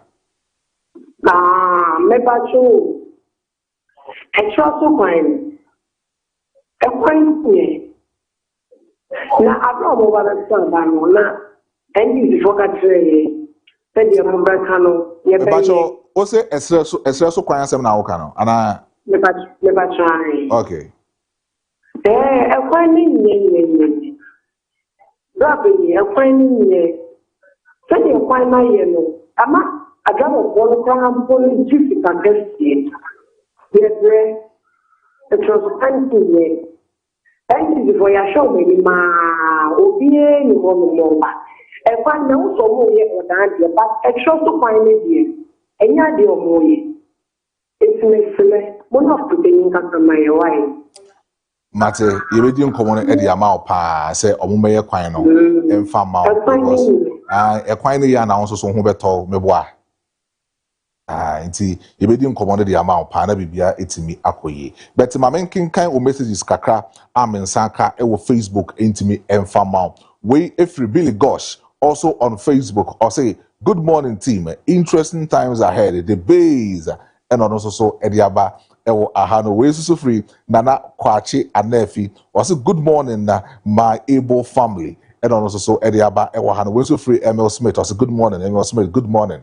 ewo ahano we so free Al Hassan Bauer was offer Kojo good morning and also so ediaba Al Hassan Bauer nankasa bi was hashtag the base and odiaba and also so ewa candy baby and so message no ewa ahano we free Benji in fences area Benji from Infences area I say the government and other stakeholders should sit up and talk about recent power outage things get out of hands.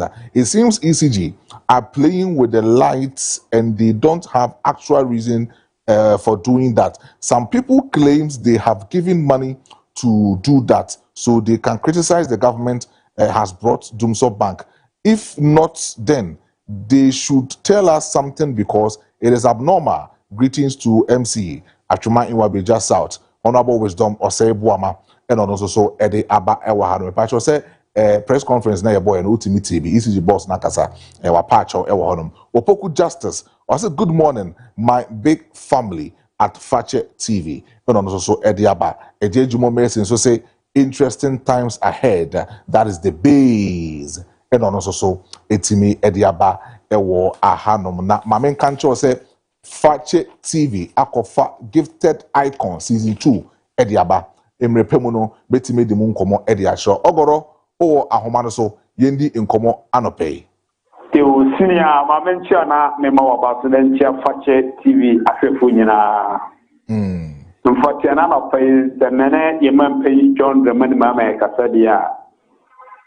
Medium actually Simon Funyina and say John the money mama will be a nyap trainer the enfamano. Ye papa iba ekwana who be a bunch of cranky young boy. You won't say Ghana no yina ye pay ye kwanso ujini. Timbia meka ye papa iba yi en e pasampa to wonchi kwan opomotre ne contractive so mo ye no water sampa to brikum kwan enye da for the data no and ye man pay John the man aroma ye e be say ye na mabunu mu bi no amuwe netin tree mo ye tree ya yenye from oduma no munya apotre ko bia so ye man pay John the man mama be ye den e be pa oduma ba bibia ya apotre ye betre ana ya info no so no a ya tu omo pay mu no atin say aya de papa na ahimfo ni bi nso emphasis kan bi nye de enye putu nyuma ye de enko omo peso am so e ba sa so a atin say be po minimum ahimfo bi a o ma sa tem be school si ko ECB te na ye de kakra kam musika no no de monye ne mo na apa no so nye de na honyi han no ina man fa kunya won sun chair magric minister yewe edikupuku na communication officer yewe sa media fi na MP honorable akinkwaya fede kunya nyejuma yo yeah that's a pastor also so utimi efre asari samo wo ahoma no so yindi commando pay yo me pastor mi chia we tie fo nyina me kasa freedom kwa ofen ese light na asama de omo hwe ho asama man na ese de high say no ma shia man fofi light ya say bobo I was a local and a woman ba high a woman no modum ne kura mo bia ya asari o hawe no mama ye na yanti ase na akọ na se ana on so light kura na nke ye yeah adopay omedi nkomo eno no mudi nkomo no omedi ache opa ba omo se omedi 2500 transformers eba afin so 1600 poles eba electric cables ahodo so eba omo se omo cc ye niema na e de amaenti e free ene kone de yemi ni yendem because on person mu cc na obi anso etime tono enti niema na e koso no se bi enye boapaye omo de ache opa ba abonten why yo enti ye ehwe ni mu se omo betimi aye de amaye na bibia etimi akoyi enti onso obetimi afre e wo 020-633-4646 na one mampanyi etimi edi nkomo e wo ahoma no so anase obetimi afre e wo 020-633-4747 na mi di nkomo e de afa gifted icon season 2 ho e de achiro na maka achiro se me pa achiro so da yo so pa na se opese wo ye nwumtini kase e wo krodue mu hanuma na me ka achiro se wo da yo so no pese be mu dia gifted icon season 2 ne de wate na bibia intimi enkoyi emfa maw menya call afofro e wo ahoma no so ye di nkomo anope good morning.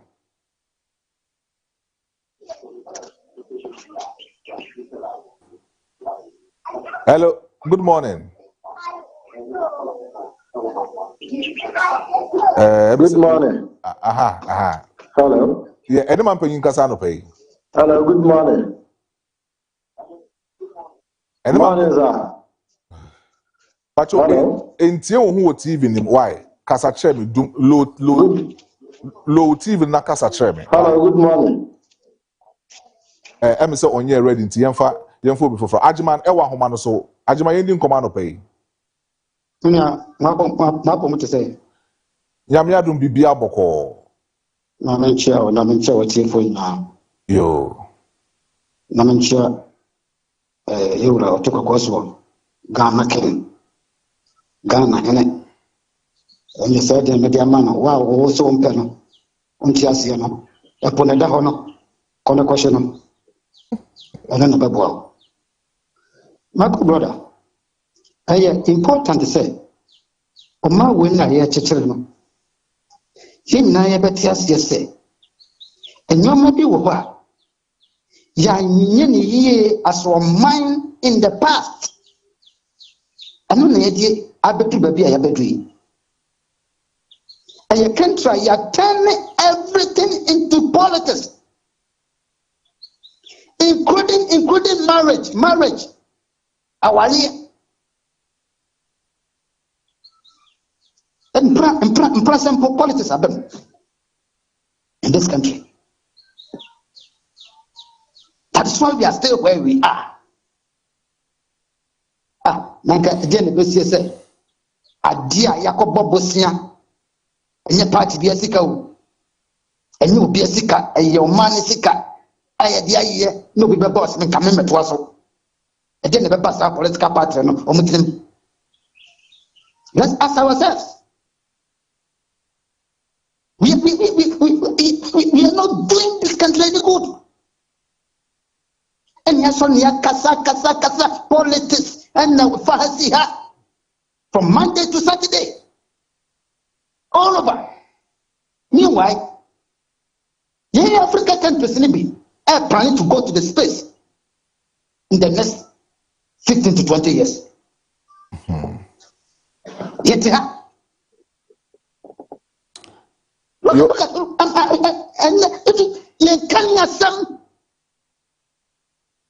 the whole Kumasi has been plunged into darkness. Yo, Ajiman, yeah, that's the first out of pay. Offer ya no ma penye etimi edi nkomo. Kwaku, o wa homa no so ye di nkomo no pay. Hello, Kwaku, good morning. Hello, good morning. Ene ma penye nkasa no pay, mami.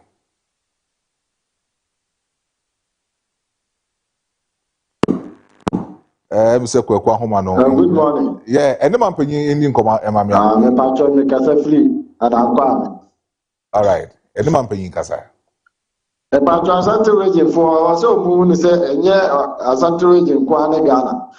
Nti saa nneɛma bi a ɛyɛ ama ɔmo ankasa de ɔmo pɛ tutu nneɛma mu ne n'asefo na ɔmo wuru so sɛ central market second phase ɔmo apanyin bɛɛ yɛte so na ɔmo aba abɛtena so fie wɔtwe ne nyinaa ɔmo antuma anyɛ hwee president mama the first time na odi wie KJT a na mo abɛdi 88 ne nyinaa ɔmo antuma anwie phase 2 na mo sɔrɔ na mo de ho so bɔ mo ama sɛ ɔno n'aba na ɔmo ama na mo yɛ ho demonstration mi susu sɛ ɛnya atwomyɛ. The Asante region for Nyom Kwane Ghana, almost 16 regions. In Tewaso, my opinion, and the Kobe baby. Now, you know, the free Amakaka now, Asante region, Sanya man or boy, and no one yard. So I've been foot to a journal. A good fat baby here on my foot away, on my sorrow. Now, so will be up by Bumbo, I finish Fakrampo, my numbers already wants to go on and say, my already so I guess I now. And who is one so Babel? The can't mazi for mazi for ya to someone tell that no about being taking what bet you foot out of much man Kwaku tie me. We patch yourself no oton ade no price out pay and ade ade na oton je me boa. Asa mata do come na be no say o man pe no man say em say Kwaku nye so betie me ti ye fa Sadek ne Sadek ndi ko. Sadek, good morning. Good morning. By say we aboko there. Ya hoya na monso. Nyankopon adom bibia boko. Ene man panyin kasa. Da ba tuna juma pa moye. Yo. Aso America ne say. Saya na mo amoka ni super. Aya mo kan okura nchiro. Light me do mo nti say o man panyin say what the transformers back 2.5. Almost sa. Mo kan nchiro wo. We ba cho anope utie ba. Anope utie yen. O say. Anope wetie yen. Oh, me tie mu kakra. Time na utie mpese mi hu time outie. O tie dey tell me John say. You me question that no, you me question that. O sin ya ye newspapers no. Yen kan okrenti, me so me pese me choose anope utie yen. Me tie, say mo kan ho asem. Na so why kan ho asem say mo kan ho asem me ba Sadek me ba. Ya kan ho asem achirechire mu say. ECG boss Edin Komo say or the 2,500 transformers eba or the 1,600 electric poles eba or some of the cables eba or be ye niema maintenance no ama ye nyina ehwan ya ye di won komo it is all kase ye ni won koma me ba o so o kase ye ni won koma ya maintain the all canas because no pay me kase mu ndi won komo me see e say mo tira wan say ana wan aka Samson ye di won komo ya kan wan say na ban aka even po asre say omo hwe no empatch obi frɛ maka the same thing akere no aka kire say achopa no omo da achopa na ba so ati ase it impatch ya hwe ansa na wonya nyina so abeken why matipa enti wo ma e kasa dede na say wo mo ti ase say niema ye kosu ni na mama ba no anya na yuso obedi abro niema papa nkwa na be kosu Ghana ha and no use kakito bia udidi eno kra mo fast dem anya go bon ye dem ase Inti yendi nko waketri. Ebi wante se de ka isi jifu ase wo. Wante isi jifu ase wante. But nkomo no de the pan say ye no kroma na yete no ana se dwumedi na yedi wo kroba hanom ye no kra na yede tuja. Ye betina ha enyen kataso mu moso nsem bia wa hanom. And sometimes say asem no nyem bia wo say ye ka ema edi ye etu ye bia no ye ka e wa hanom. Ngadopa mi di nkomo no even po say ECG boss at the time I obeka sa asem we no to me no me hu ne say wache because I was say nkomo we ne eba na ka yen central for no sum ni echichire mu edema omo hwe ye no na nema enso so etim ekoye mame nko mankesim na yendi nkomo. Hello, good morning. Good morning. But you say bibia boko de nyame adumo poto onse me ho ye pa ene mampanyin kasa mame ide matem bi na me bia modo ma afen me obi a me na akoye me ntumi na nso na am the ndi me de GPT 1992 a bisi da me grade odu baby me mbo won fa go egu ma me ye ya NDC for o man ti na wanye honorable akuna tell your answer me ko ni bibia wanye baisa muntu na ntumi de sumodo ma atoma mbeleke moto na ne na for ni bi for ties ni bi na kama kansa dun kaka to ntina ana peme da tonti sa ko betu a wanya momboa na on chimma nye bi ai eta muntu na ntumi ko bebia na me de ndi se tira ache 1992 isramwa yo ebedi nkomo de ama why since 1992 that means why adwuma pa de ama NDC Kobi o wa homa no so yendi nkomo no pay Michia oni etiefo nyina me kasa fidu mpase aprabo yo yeti o na meni o mampanyin kasa ye kasa e yase bisa ni bisa o mampanyin se madam ayesa ECG panyin asem a obeka yi ene energy minister nkomu ya wadi yeti se scandals akodo bebre efa ECG containers bi mu sa niema we ye niema a ewo hodada o beto ye a o mudi ye adwuma ana efe no o makra sa niema na aba ye to sumyenu ni bisa se enti sa scandal na ye tie ye no eho asem akosisen ye to sumyensa ni sira o mampanyi se big push fiti santasi kosi anwan kwanta enfutro kwenye dahoyi sa big push ni nso na dama ebia eduru so ana o mampanyi miente nka Kobi don pass aprabo nie yo Kobi yeda se pa se so utimi e de frɛ na mame nyi we anon fa ma se cables na irae no omutimi ekɔ discover bi kakra e wo kaso ne ni impact bet o ma ntimi amfa ni nyina betodwa e na afin so no niema na e ba no e aban no e de nhihye egu akwan mu se yen transformers na fault e wo mu no e wo se yesesa na niema etimi ekoye menya kola ba ko e wa homa no so yeni nkoma no pay. Good morning.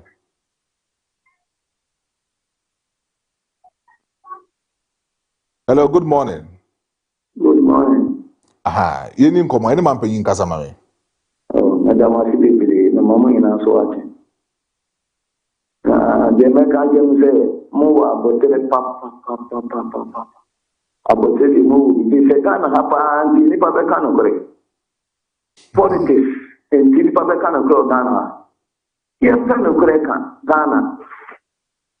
Ye ka se mo ba yi ba wonye adwuma obi abaye adwuma. Na mo obi kana pate mo asemu a. Wo ti ni panya akoma. Endi di fue bibe ngati ya takse mokora ya kuma igde na sulta menti afie edi wo mama wodi muse eduane bo abafo awo mra god no mara eduane bo ye koton joba ni meto bidia ye kan ko nte nipa ababia bo yi kwan ababia bo ye light ye fan kan na ya ahuto ene ye kai wonya mi ahuto ye ni osunya bibi amfa ye mo na di ye do ni ni kwa ano adai ye ko ko afọ ne ye mo jo bia mo nka gbogbo no de obeka ma na party no to akuani bia wo party bia mu obi yesu obi afa kwai obi abibi obi kan de ba mo amọ ba ye da ke mo ti mesra obi ba ta mo nyini firi so ne ye ne won je yentie asem ne yi e da mo se pa Yesu e da se pa mame nkota kwa nam ni yima inni nkomo ima. Good morning. Good morning. Aha, ene mampanyin kasa mame. Pacha, You say Anthony a pass a single double track and that will be my end. Ima sanso esisu bi mama. What's the thing? Double track system. Double track system no. Some mampanyen din komo say e was almost facilities na etimi accommodate students no more. Snebe ya double track system no ometimi ye free ho nti omugu so a almost facilities in various SHS nim. It's Minister of Education, Honorable Haruna Idrusu, Edi Hong Commander. Why? Yo, it's Kofi Yesu, Yenin Commando pay. Oh, how man is Yenin Command? Almost facilities in those SHS. Hello, Kofi Yesu. Hello, good man. Kofi, Utie Oho, low TV set no, not me. Why? I ain't Yenin Command. Me pacho me pesa asante radio for hu me say enya asante radio kwa na Ghana ye nya ma penina wo so ko ya afie ni enu ma tuwa je me fitu kwa na obo ase kwa ni o na ma zi kwa na o no so de ti afie stu na o no o ma penin be twa 8 years ke ti afie stu ma ma the first time na year 4 years o ma penin be twa fie o mo twin na de sore ko ni nya na asante radio for twa no enye na no mo ba be tete se futukwa o hanum na sa tam no ma penyin tro no ma ba ya o ma command fa hem for so no nkasa no sa tam no na futukwa na ewu ana na so ma zi no no na ke ti afetu no no Kofi Yesu enye wo bi ama na so da ma no no se Kofi Yesu na sa project le fa ma asante we Kofi Yesu tie ka tro pe ni Kofi Yesu tie me the first Ashanti region for Eka be Ediamo Moho say development Emma Ewa Ashanti region doesn't mean say other regions would mean Kasan Farm Momo. Pacho. Munyi side anything frame. The fact say Ashanti region dim komo say Yama development Embra Hano doesn't mean say Utifo intimi ending komo. Ghana ba owa ahomano so ending commando pay. Ano pwede mamachi. Mr. Good, and TV the show was I didn't think I can go. Yet program we are quite cheap, kind of Pucci. I didn't come, Mr. Say, or my opinion, now get that. Come in you. Will be under Canada, but couldn't put you back on who we are a simple as maybe a security person, I don't want. Ghana ba say online etwetwesi mame kakra me say obetima da no ho aba wasem na wo kan no na mpese meti pa bet wa homa no ezisusu ye emfa mame entimpa cho da ho bra sese a na yeni enkomo no anope na bibia entimi enkoye ema na me kamfo gifted icon season 2 etimi e dia maw say eno na fache TV etimi akofa e dia ba eboa ama omo talent etimi ahenda no etimi eyi edie ede amamo ede se opese otonyum se Stone Boy sa akode Shatawale eni obibia me pa cho bra fache TV premises ha na befa o forms na fill na audition time ni dura bra na be kire obobre na bibia entimi enkoye emfama kwame o ahoma no so yeni nkomando pay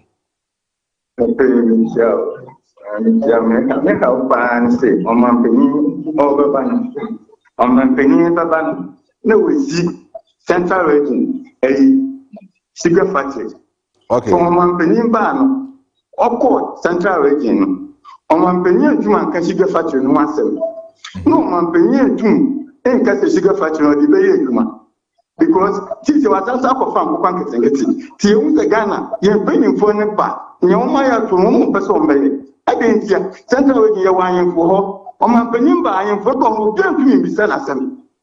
Timidio mampenyu ya si all yes anyo man wo man timasam yo mamenko atonsu Kuwait na me doctor enso so ending komo e wo hodo doctor good morning opportunity adama on kwane juma pa odima asantema kofi so ka sa ha onto no bona yenya Ghana ma ye ka asante region asema nya bone me se doctor me ka asante region fise me wana mtimi kuma ase nti aya onya abotre senior pacho cables na ya na menu na ba ko kasa no so see who be but here who dey aka no pacho ai na pacho say na dey aka no na security for no dey ade na ya o me fa on pacho omuguso omo track omo chi omo no omo yomo eko court omo di omo asem no eti dia aka no mu hu ye no omuguso omo track adaroma openye me atoti boy bola na o ntatem pete me busa aba te don da man mama te ada to selesta na etebita efite onuma na man for the moto for o ma be tipo no be tipo bola na topo ya boy na bola ni me ya bola na anopo yo to bola na kan na heavy duty task na me pa to bola na ya yidu ne pete busa te tano that na kwa ana tabola na watu kuru anane tina ya pete o pemi no dano me pa doctor ni atu ona nya na adwuma me da mate doctor na atonsu create for all eja se ketwa wa me ko atonsu na besanso ne Roman father indi nkomo anope Roman father good morning. Hello Roman father.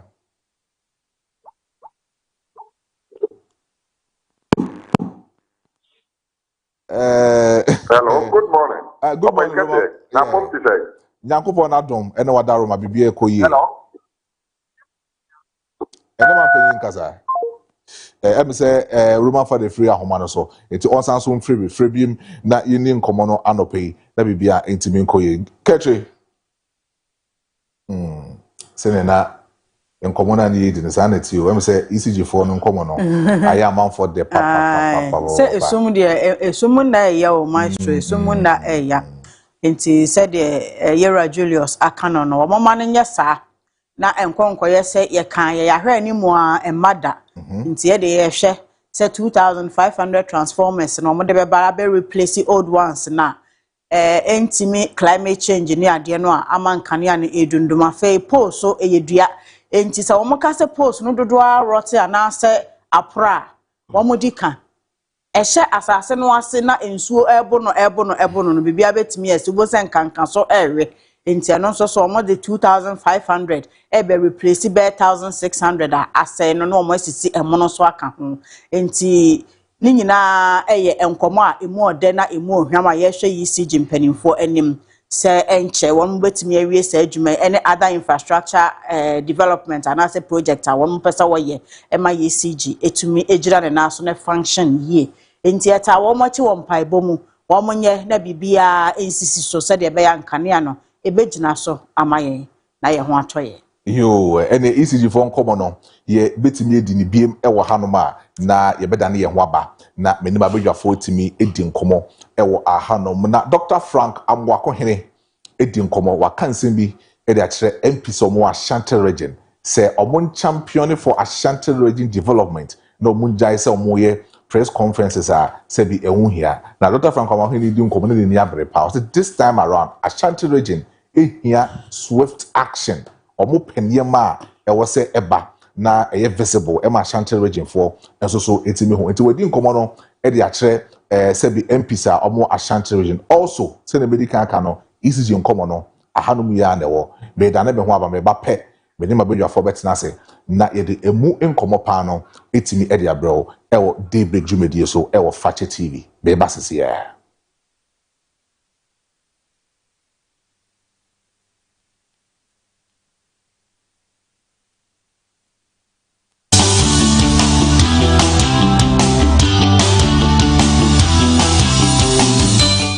na yenhwe interchange no kakra unia kuma asenso bwache na enidi crusade enkomo no a MPs no edi no ewo 9 gina so kolekye mu de enkomo no mudi se omo se aban mo se muntimi nyeska meye se de omo design na tie no na mo beye bi 40 na etire sika ba mo ayi bi na mo ametu sika bia asenso bwache ni nuanom se da nkomo na mudi no na ko yo na aban ka se sikani o aban abeka yes omo ametu sika bia on the project yes that's the point I'm making na ko yo unim bia ya way so am entertain na any dedicated source of funds Kedu ko mo ko say na no yo mo ko di ko be sa finance o fan ko ko na scan yo be wo the fire but like I said earlier with regards to Kokoro Mrs. Sanya, you won't get a who here was a because a sea and say, go money attention and need him to this year day. And once I bought time, I got cocoa price, there was a coffin. We would deal with the matter. I was say, I was here tissue near Pecon to cushion and Crafona. We would do it. But I say, we go to Triscar, never they come from Baba to again. Yeah. Okay. That's the fact.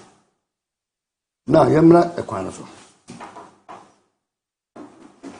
From year about 2024, I'm telling people who couldn't uncle your mom payment to be. It's about a month ago, and you have more $30 million. You know, who's almost a day. A backman. Project we are going to say, it will end up like becoming so for like a very GOG project.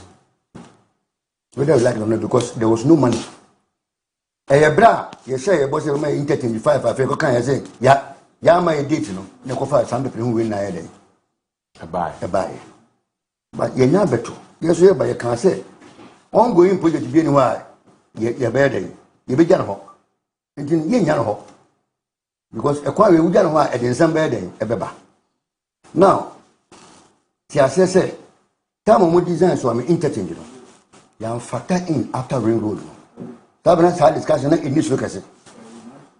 Now, outer ring road is coming up. So you realize that technically, fourth tier and for Subian Shanade. Emma. Now, yes, we mentioned what it is. Fourth tier with the someone was a Bahokonim. First one air the ground floor. Maybe around about Bedas or Caribbean a crown. Second one here from Swami to Kijitia. The third tier is Swami to Abrepa. And the fourth one was from Swami Krofum to Upper Runabout. Now, with the coming up of a friend saying, outer ring road, I start to a friend saying, a BP Buanca, Gabimo, a BP Buanca, a BP Acomo. What it means is that trust and if you say, Woman Quanto Munya, a Quansofa, Omocono, the Ocon can you, the Ocusimo, will be on top. I have him. Okay. And then so one. Sikana, Kaya requires half of tier, so for says Caro, now Pilicamo. Now the call a Bushakrua. Efemwa chronom, a buhian in the mobile, called get home now, a coupé a former. There's another a quamidao. Now, yes, Harpana, a bed that is Swami, Takwa Melcrum. I benefited from Swami interchanger, or many dreams, Yenya Kwambapa. So, this is a near my bypass or a day, or consider. And no one engagement in your one shall say. A proposal. Many signs granting the Oka say, you better about 3 no Oka 2. And a coffee as a watch is and never win a day. A diaba. So, this is what about. Yes, I understand. I don't have a problem by the one target assemblyman. And I want again, I mean, Region Muhano. Yes, it be about Kojo from Maibu. I'm regional minister. But your DCs are closer to you. And your MPs, especially, because I said, Mama MPs ne from Hudi pa. Mama MPs no more from Hudi. But ultimately, I don't see them many a times in parliament advocating for their constituencies in the region. I don't see them doing that.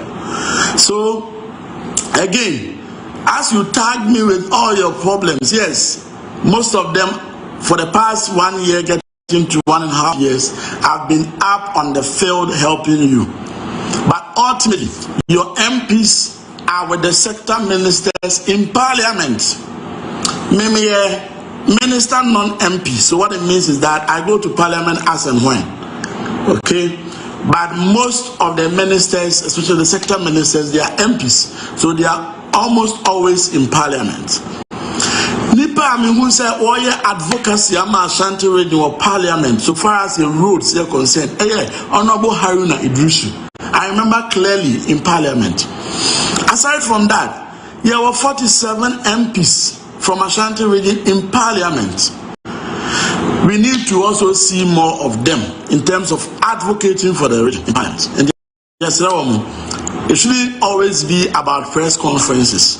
It should also be about talking to their colleagues so that we will be able to have the needed intervention here in the region. Issue of street lights. So you see, usually when there are problems, they post the problems and tag the regional minister.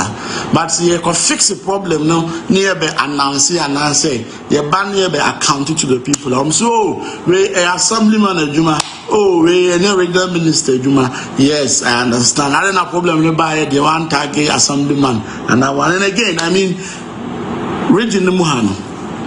Yes, it be about Kojo from my and regional minister. But your DCs are closer to you and your MPs especially because I said Mama MPs ne from Hudi pa Mama MPs no more from Hudi but ultimately I don't see them many a times in parliament advocating for their constituencies in the region. I don't see them doing that. So again, as you tag me with all your problems, yes, most of them for the past 1 year, getting to 1.5 years, I've been up on the field helping you. But ultimately, your MPs are with the sector ministers in parliament. Maybe a minister non-MP. So what it means is that I go to parliament as and when. Okay? But most of the ministers, especially the sector ministers, they are MPs. So they are almost always in parliament. Nipa mi who say oye advocacy ama Ashanti region or parliament so far as the roads are concerned. Honorable Haruna Idrisu. I remember clearly in parliament. Aside from that, there were 47 MPs from Ashanti region in parliament. We need to also see more of them in terms of advocating for the region in parliament. And yes, it shouldn't always be about press conferences. It should also be about talking to their colleagues so that we'll be able to have. Enti Ashanti region and common wa ye babidi na be hu say afrefo no mo frɛ no na be brenante say yidi Ashanti region ho komo and I say omo kan say media fan Ashanti region. Of course, me say wo fia say bi odan ya wotim no be praprem no ye mu kama. Me so Ashanti region yete. Na it's also Ashanti region yete nti na yidi Ashanti region ho komo. Na emu is also part of our country, and then it also forms part of the 16 regions and lo and behold, it sounds like the second region just say economy no it sounds so pan or minimum it was eating home komo na utie in common Dr. Frank Amwako hini edina he's worried say we have about 47 MPs our parliament but yes still omoko parliamentar the Ashanti region advocacy no omutimi endin yi enfama asanteman eti okaya even pu edisi so say honorable Haruna Idrisu education minister and who say oka Ashanti region in sempa na no adam say last year mo kaka and omedi omudumedi bi wa hanom na ohwe Ashanti region na kwan ni nyeme bi a okọ parliament no and okodi nkomo say we should develop Ashanti region be kai pan say okoka sansem no ewo parliament but utie doctor nkomo na wori na wo say MPs ni bi wo honom a che say press conference ahodo mu hodi wo krom hanom no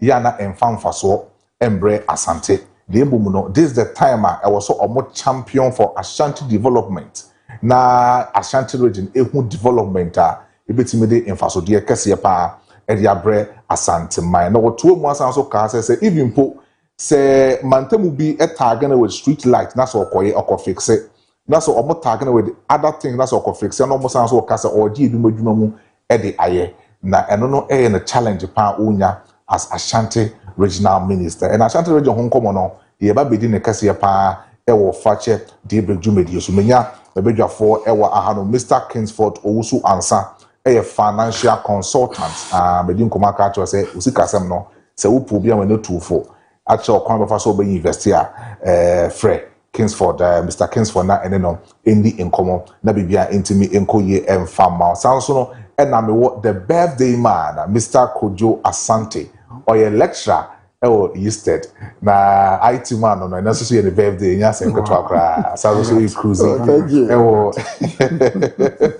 fuguni mo no wa efe wa de pa na emrebe ma Mr. Prince Opoko Afriye esusu betimi aba abeka yensa or a president of Social Studies Association in Ghana ono beba na yede enkomo no so etimi ato so edi efri hono mo enti ba menko na me ma radio afo akwaba na yen hye enkomo twetwe na se emfa enfri radio afo mama kwaba Yeah. Yeah, me di minia. They say we be work there. Yeah, me adum. So be me. Na me di Afia ka bi feel the things. Ai. Oh, tirim kwa. Papa, you say I would. Na you fine. Oh, I see. They were also come. Now, Mr. Asante, me mention common as I know so the Ashanti region they would do my Achepa and when you feel here in Ghana and even Ashanti region now do when you hear politics mono. I know so you talk about say development in Ashanti region as compared to Greater Accra and other regions. Ashanti region the air form. Now this is the regional minister Odin Komo and the Afa say 47 MPs no should advocate for development in our region. And Omunjai unnecessary press conference and what do I know moye no. Do you agree with him? Say there should be a beautiful advocacy for the development in Ashanti region. In fact, many regional minister many fee Kumasi na matana because school of Premier College. Okay. From Premier College to KNUST and amatna business area. Just say Miami Juma nyina Kumasi. Do makosirim kakra, tutu kwa kakra ba me kwa na masaba. Aha na busu ya fu nyina hawo. Amemu amedi ke hu ye President Kufuor de. Na wo hwe President Kufuor bra take over na nyini kase de nanso na ya start ejuma. Na ekwan ofa so Kumasi na enika. Because those days asafu interchange that traffic pay wa asafu no na heavy obey asafu interchange we ya movie kwa askwa we askwa quickly and oba asafu line so full line the or ye do baby and vance on when we cry na buy no free so and a President Mills buy on so beto aso kakra the honorable regional minister Eken asaba no crepa in fact the teacher a time na President Kufuor is yay Ashanti region. In fact, anytime NDC ebenya 30% of the votes here, amu win election. That means that most of the time no Ashanti region almost 70 to 80% there. You talk about MPP. But Anna, which are your regional your MPs 47 no. We are Swansea. That's a new ADBS. I think 3 of them. And an NDC. The rest nina were for NPP. Yeah, munina muwa. And in fact, say development there was a uniform for every region. But that means to say nka Kufuor was so there. And as NPP were be more. Nka was advocacy ni niema eba ha no. Eye kese pa. Yeah. And so yeah Ruby. In fact, the worst period that Ashanti region young buy Nana Kufuor at the time he came here. As compared to yes. The worst period, Ashanti period, worst development was under Nanado. Me know you adventure say. Yeah. I think say Kufuor a developer pa. Oh yeah, dear. But then Kufuor the no. All the monumental projects I would me promising and went to me. When deliver back not even one. Was a regional minister that time on one regional minister. In the better studios one can 4 projects are on my. So I feel then no be carry am. What do you mean? Yes. Now Central Market. You started Central Market 4 years. When share the whole Kumasi town no aye market. Payment be abefem obi tim to ade ofa traffic eye nyina and na maybe between Sofa line and me Abrefo Junction. But me almost 40 minutes. That 40 minutes. 40 minutes, yes. That small stretch, that between Ahano, less than half a kilometer, me 40 minutes also. This I say, try live map. Now what share traffic we are messing. Ashanti region are so congested say you are not careful. Now you remain safe for the next 20 years. Who do you mean to can free fee? Because the point in this and regional ministers MPs who disable Kumasi development. Napo being one of the ministers union. Also Napo mention a krumpa. Ofa X5 for Chua, a foot boy no because I want namity. I thought maybe too.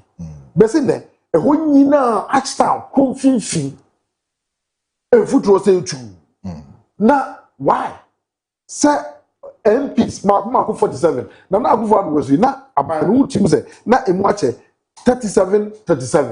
It is a 40 MPs stand over Ashanti region. Now must ya nye we ya mayen no ya ntiase. Say oboka so mo pre-development. In fact, na kana na do abanu ko oni say. Yes, but the sinner omu nyina ba they lobby for ministerial appointment. Then they lobby for themselves. After that they go and build in East Legon and they stay there. Hey, MPs no excuse my word to say they've been so useless to us. In fact, we nipa ba akope. Asenso boache. Okay. Bantman MP ni ba adwuma waye no. Would you imagine say 10 of them did even similar work? Ashanti region is a different place. Of course. But apart from Asenso boache, which our advocates say, omo entrance Asenso boache will be maintained. Because as a Ashanti region, we need development. The baby was say yenya overpass kakra ni ade no ube governor no yes traffic lights baby. Since the Ashanti region is becoming so congested, I was shocked that Haruna came for a program. You know, Omaha, sir, just came for a program. You didn't find Chrome kakra. He was department and he was like, "Hey, Kumasi is so congested. That kind kete over to say, since baby abefebia, he say we free the side of Sofa line." The quite roundabout area. Now, person would see a doom about take area. My brother, a bit me do 2 hours. And it looks as if say a coup for the time now. Or my ministers no be bring important positions in what the Ashanti region for. Sure. I can mention 5 of them. Exactly. And these 5 of them no me who omudu medie pomo ye the Ashanti region. Oshe atonsu to Lake Bosomtwe Kwan. Yes, I was about to regional minister. Ne Kwan. Ne Kwan. Chama Wuntumi. Good. Also Kwan. And Dr. Yawase Duchuma Nani. Also so was education minister. Exactly. Moye Kwan now from atonsu to Abuja. And Abuja they are Canada too. So almost free Obano. This was a ring coat and some of backroom. And this is the only natural lake, a major tourism sector in Ashanti region. Yes. Now, yet quite pay a call. One to me as a party. Eti Mestre Asante for ya Tikumasi. Muma development yepe. And yet because you try film with MPP, because we are support. These are people who have wrecked us. In fact, between the quite roundabout and the Sandals roundabout. This big, small stretch of road and Kofo business, what a high class area, and Kofo business a walk on. What to me, you kind of good businesses, no? I'm a Bessina, no? Road, no? After the man was a machine, this one, almost fixing. So, and this we MPs, Mark over 40.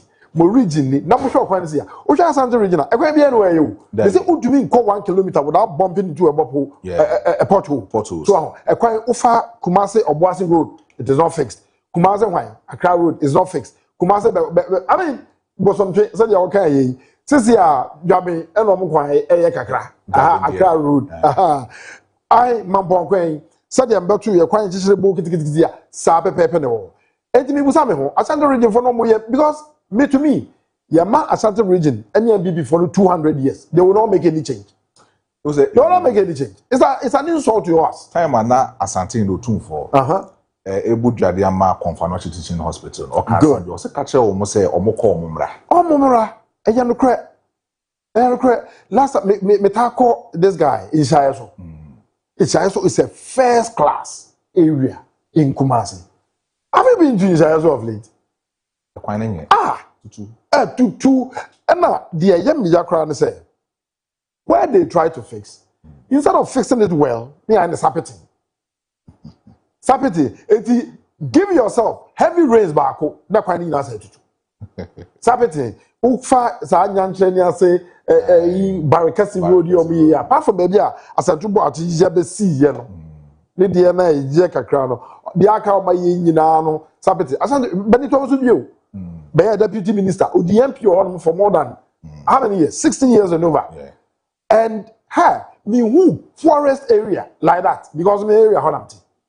currently no sisi idea and John Mahama sisi no the only thing I bet me am Ashanti develop say if John Mahama is a bit magnanimous why na adwin say as a government we develop the Ashanti region because sisi no yeah MPs no more Ashanti region they don't matter anymore Opa yeah the bill banner approval they have the majority to carry it's just they don't even matter in parliament no it's no more they are just trying to be relevant but where they were supposed to be relevant, they did it. And currently, baby, I don't know. To me, unless John Mahama and I have been say, may develop the Ashanti region because I also want vote there. Yeah. The people also need development. And that's how we say when you back to because may share Ashanti for say the Obama development. Yet after all, MBP NDC is an open political party. Everybody can join. Yeah. We can all join and make it our own. At the end of the day, we receive the development we want. Instead of that trick. Just they are playing jokes with that. Yeah. The Ashanti MPs are playing with us because they think psychologically as an MP before, but they don't serve us. They don't serve our interest. It's time we should ignore them. We are paying Prince Opoko free Ababaka and Sawa Hanum Repemo no Minache na bibia etimi akoye. But my call Midria Kingsford also answer what I'm in coding como. Because Kingsford, although a businessman, now Ashanti region as compared to Accra. You could see clearly, say, when you're talking about, say, maybe investors, invest here, or make you so Accra more than Ashanti region. And do you think, say, in the local economy in Ashanti region, that businessmen and tribe when it comes to investors, Ashanti region, dampe some of the, business opportunities I was in KPM or Ashanti region? Yeah. My mentor, I phone chief now. Well, you know, I'm a politician.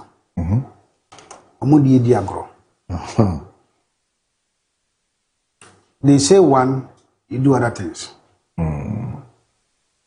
You did say, yes, as an interest of Ashanti region.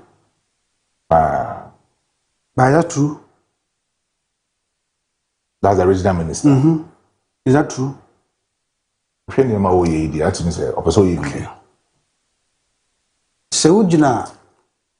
TikTok na kasa kasa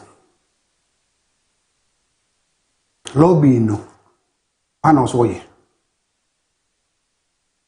MPs regional minister yes MP no found the on by but we can over to our straight to president office as I said what is down to me when the party be any power. See a candy anchor come a tumuno. Must say you be on so. No more. Now, advocates will be just a mere talk. Samo. A mere talk. Because regional minister, so money, a top budget, straight budget, the minister say in the span of 2 years. On final Juma region, they say all coordinating the works of the DCEs and the MCEs. So that's it. So I think that from another point, he is talking in a moment, say MPs no more parliament, a advocate for Ashanti region project. So they also as a regional minister. Do you know why I'm saying this? Yemusano, Obayi, how many meetings when MPs on Ashanti? How many meetings?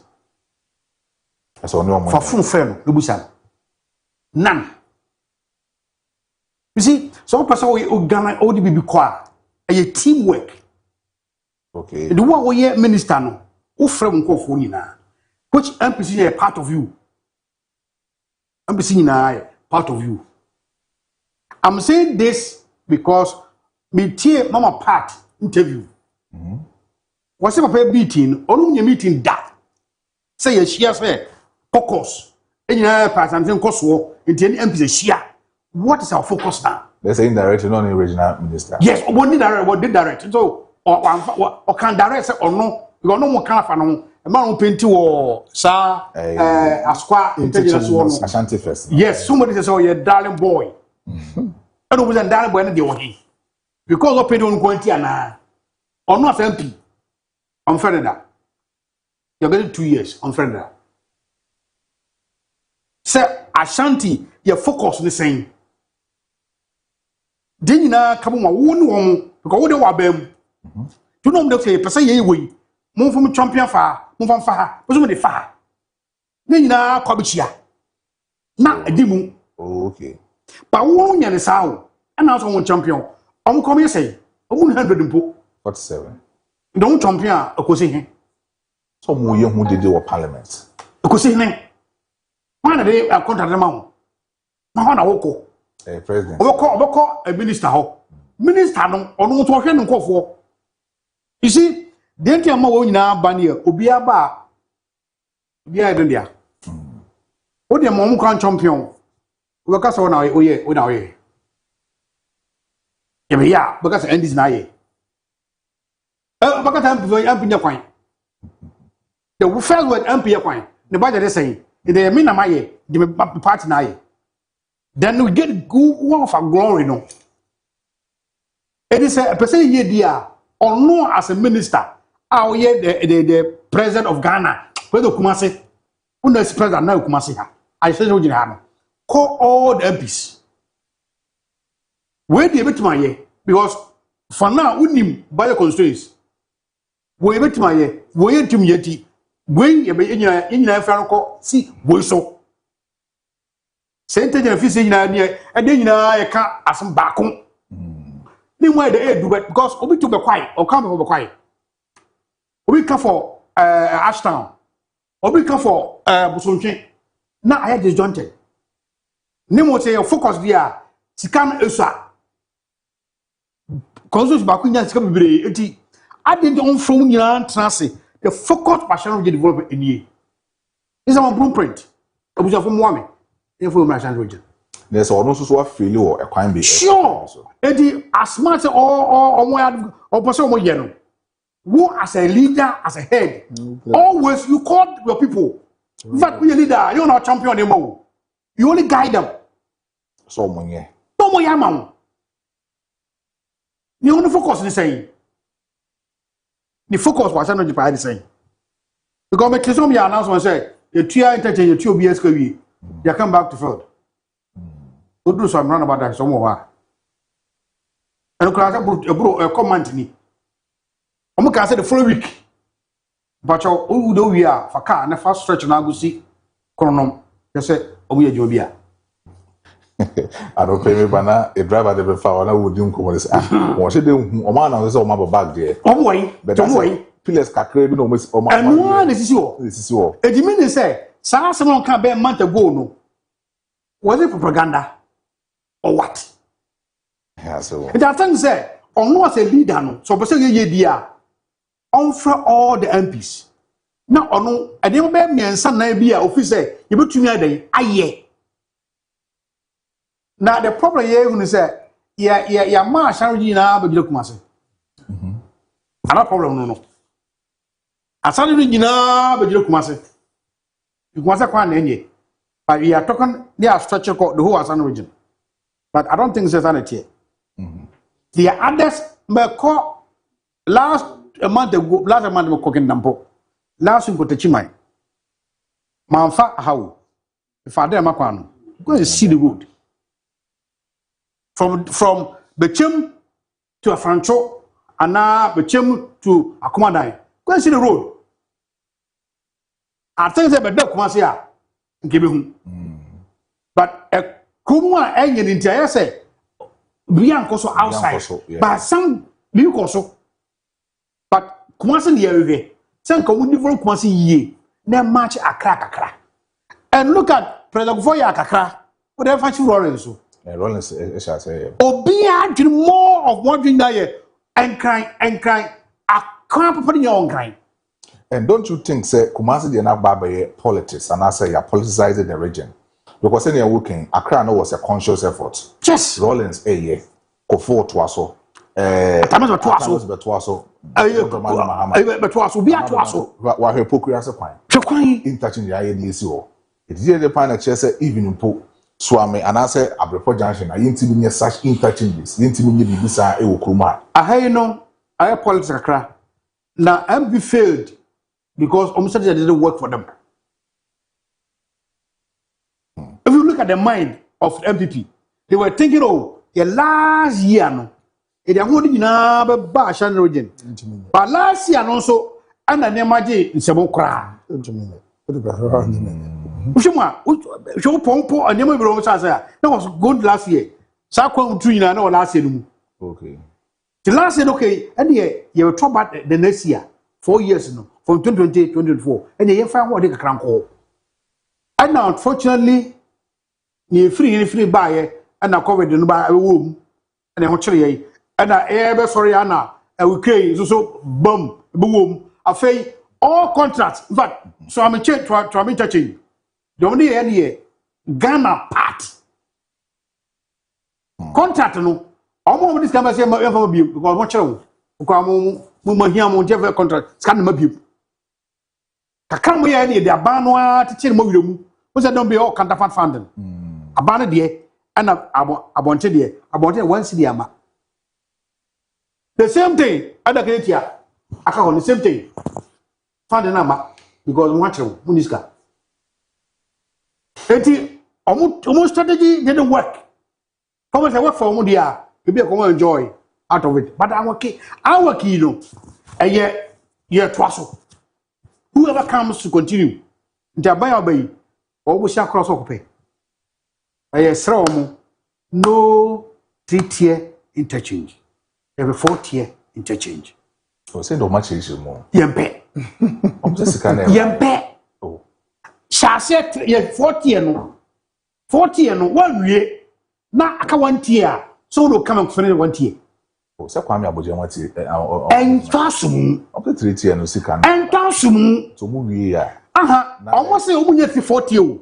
Omunye 3 tier mean say ehun ne nyina ya 3 tier, no 4 tier. Ye 3 tier na won saka no. Ma 1 tier ne nka ho. Aje o sia bosan wo fie. Wo sia bosan nsa 3. Wo sika no so 2. Chi 2. The flow so. O mo ne ba. Oh, we see ba kuna kano. Ma what they won't see no, who do one na boss.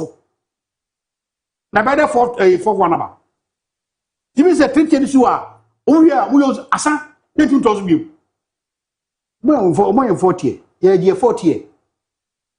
Na omu ye train no mutwe wi a, ye na yusu na ka ba kono. Ye obi ba. So they one person will come and continue to finish the 4 tier. No, so because you say here, so I take the work for us here. So do I say host here? You say penny. Yeah, dear, and one year pay strong. And the demonstration I have been economy. Oh, sir. Something may take 3 and go, then come demonstration. Obesha say free bant. Mesha say now not bantanya, na mudimachi. And they have been a more for motor. I do it. Na boy, near the chair. So, yeah, for 4 tier. For 4 tier. Kumasi deserve the best. Yanso, you deserve papa no bi. Yes. And when 3 tier bia na ye bibile so, there be the 4 tier here. We don't to me your 3 tier. Somebody will come. And then the watch somebody will come. No be 4 tier no. And then John Rosu nyina come. Kabo se haba sisa kura. E di besre. Aban to asoso. And then we omo jaye no. Omo se omo ye kwaya da ahay pak ga da hay omo so. I think say sane ye no. Se na enemo ye no. Be aboso na ko pay no. You can go there and negotiate again. Say the ntem jaye na e ho kire. Nyame adom. Ti say de ayiye you scat. Ntimo family na maye baye ni ntua. Bije basa de a all roads aka nyina no. Na ye ma anye deliberate. Aban deliberate say or person ye Ashan region. Ana Kumasi Sakra. Basa de a be yi. Mr. Prince Opoku. Me say we have for there. Nyankofando. So jawom papa. That's when you hybrid one. Yeah. The camera bomb. Na onim. Na me checking your maybe say Ashanti say we your population e for 5 million and over. Don't you think say the padudu we call it for the short? Because first no be say nkrofo mo Ashanti region there it's t-shirt nkwa no mo pe. Put the t-shirt in the more punto. Is it the people I want call it for the short? And the politicians know are firing Satra no more fire so Ashanti region. And now say they don't want to develop Ashanti region as a conscious effort. Okay. Me amedase. I'm in charge penny for abidwa for Asia. Benchia me bread utie mo pa. Ba kwati. Utie. Ye juma on totroso. Kumasi sinsia. Social studies for. Ye wadi bia your friend no development. Yes. Na development na ye pa ne se odi di ni mpunto beba amanfo asetre. Sure. Di sikwan because GDP kosoro ye say ye hu se improvement aba nipa asetre mu a ye nim se development aba. And anytime bia mo be share no so ne san se mo niam a mo hwehwe ni nyina so man na se community ne doors muti no. Ye woni me bi ehwe. And the first thing I ehwe no the identification of the needs. Niam a bin crofo here bebo ama development aba. Na esan se obewi na niam ne bro sika woni ntini e free bi prioritization. Niam a magbo so nyina se meya ma min crofo yi. Emu de he eni hia edika me ye ma min crofo edi mpuntuo no beba. Asante region enye region keto. So we share the history of Ghana and Ghana na Kumasi was the epicenter of market. In fact, the whole West Africa and the leading market. Sano about Kaswa. But your research on I say the meaning of Kaswa means Kaswa as it's really Ija. A horse rough. Good. Inti Ijano and the Dinipan now. Inti se na wo pe development pa any Ashanti region. Adibia near friend indigenous knowledge system. Say ye de ya environment ne ya adweniema ye de be ye niema. Blacksmithing, goldsmithing, carving, those things ni nyina na ya. Na a location nso ye baby a necessary ma. Se Ghana be ye ya ijan so. Eye no kre ye ntimi nka se politicians ni obae ni nyina wa be fire no mu ana asese. But all your political science now there should be a political culture. There be a party be infitiancy be free no. We are there support no. And then me no kase me share video bi ansa na me be nkora voter rage inside o mu kosko mu na musuom. Nsuo na duro ma. Ewa. So mo so na to abakase. Ha free meeting nyina opa ye na be ko ho ko hwe dia me wuye ho nyina anchinje hwe. That is another political science to understand because that's the political culture. The people have been socialized. So it's a political socialization. Most of us are MPP for because we came and meet our grandparents or we are MPP for. That's the point. The love is there. Is that okay? But yeah, no, Ghana nyina Santi, yeah, ni refuse. A bad democracy, power no to me in the area. Yeah, you to me say do so. Yes, I would to me say the two. Inti na mbra ne beso a omobaye na ase. Ba so omobaye na ase a. Then ya ye. Agbo ye ho ama. Said dey okay, makoji t-shirt, makoji 5,000, makoji say. Inti ho na adwumade na wudi no sabi o conscience no wato ama nipa. Obi create me kasa o de akoko create na ma party na to ama. That is it. Inti said dey bi nwa no madi kan no. Improvement no o de ba Accra.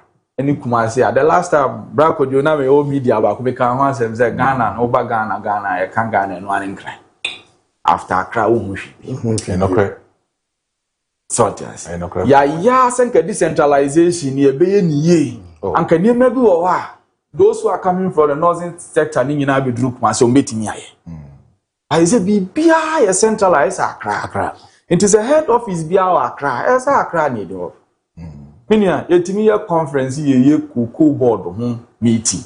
Ye na Lisa Hotel. Ye dua koko.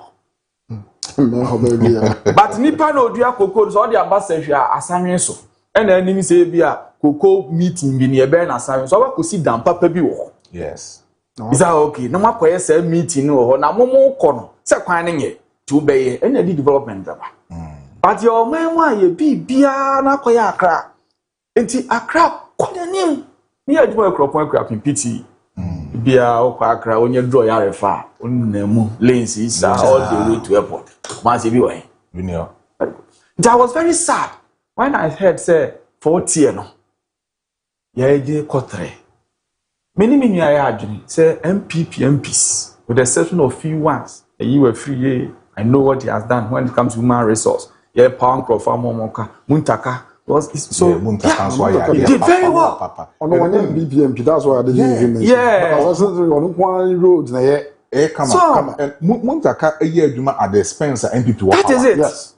And but the bad year, Minya Penny Kai and said that one there was coordination to the time. Say NDC even felt say the way they were meeting, you know, among Eddie Muntaka by MPP arms. See a passante Koswa, MPs, DCs, MCs, you know, to a barrier, a Asante, and your party. But of late, you know, said your kind of. I said, my party line on I draw. A no crowd of one failure, MPs need to be, especially those who had ministerial positions. Yeah. Those who didn't have ministerial positions, the role of parliamentarians, that's it, or advocate, or power. But say, oh, MPDR. You lobby and you exchange. Tell me, finance down to a road that we here we are, Jones obey with mammy impressions. And no be na in a sense of watch by obey my or band my constituency, or no fabric pole, shim hole near there, for baby I know any. Now, there may be now ministers am now can say they didn't their so way. Mind me and yet, and only you two home. What I say, and I wabba was obey. Internana maybe say na sisi akra 1 year ni no aferi hospital na akosi say se wi de no akosi say me enu pemi nkwa achi 1 year ni o enti se opposition na meka bibia ese adwuma mo ye no mo ye ne say do ma fail nti ne yi wo mo free mu ba won so e de yi na hye won sa no afenie no na way what is the plan me nua no kai you said it. There is no way you can plan a country without looking at population. When Dr. Kwame Nkrumah was building Temamoto, what was the population of Accra and Tema at that time? But he knew. They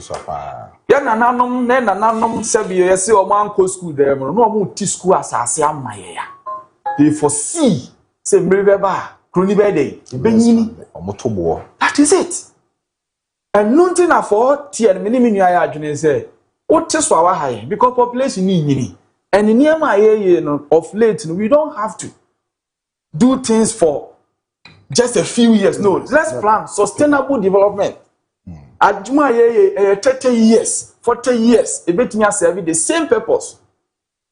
And then we share your coin and so a camera say every 3-4 years. Panya na near said this careful for country better. Many minister I adwene asante first na fe openti efe ba gina ha ya na hwe bantama market anymore man who be da me ba me fia report na ebo mini aka 45 minutes from Kumasi girls to this place at the junction here wo ship him ha ya bohu amene bi da o mini a obi eduru na odo scared ko penti here any scared be feel we ne kanimi enu de na be boa ma man ni puntu akos but now make a prioritization of needs. Here plan yenye. Or yeah, Juma about tourism near the yes. But the other pertinent issue I've mentioned some. Sabre said obviously promising here no. Enka. Yenya one of these hospitals crying here Juma. Nke be hu say Juma ekoso. Region ni nyina ye ne dia. Ye papa no. You o two sons so ni say the chia. Good. It even though say ma mo bra no ntino. Oh yeah, then nya mint for ya kasa mintim ka kwaku kan nan kam to say you say na me ani mewi nti na ba wi akọ hwe so because MPs no mo nu mo nya ne so mo nam cocoa farms mewa mo nam cocoa farms say hwe cocoa for say bi mo ina say ko tam mo to mi no mo yo ade bia me ka say Ghana ya politicians no say omu free power so excuse my language na fe said the na sune ni papa ha me ni aka ya pese mechanic say na nyansa na papa but say too many banners can wo ho ane enti Kumasi for Ghana for you say you say ye na trouble mancrofo no mo be MPs any what do you call president na ne ehia ye na say ye any other masse ene mo fidie so ko febre ne Mr President kasa say ya mo. That is what democracy should be. Yeah. It is here can no mentia. Emre so 4 years ni. Yeah. Me na so say see popularity and population no. Yes, and population, okay. So at the time when you're independent, our population was around 6.4. Yeah, and currently Asante region alone is 5 million. Is that okay? 6.4. And currently, I see Asante inquire 5 million. Yes, they say we are talking about 30 million plus. It means that a pentagonal increment, but the same Ghana, the resources have depleted. Then I hear going forward, Nisanyema, ye, Ibinya home for so na in Chiliman so aba abenyami. And the Asante regional minister, onfa sa a bona MPC to Tombano, onfa niye, na on set up. Na on come mum said the minia kind because said sebi. I say tikro enkwejina. Aha, uhia nipa na adendwene mu say nyade ba akopɛ said the kai KJT marketing ka 1 year ye wie no ma ye nyam say is kasem.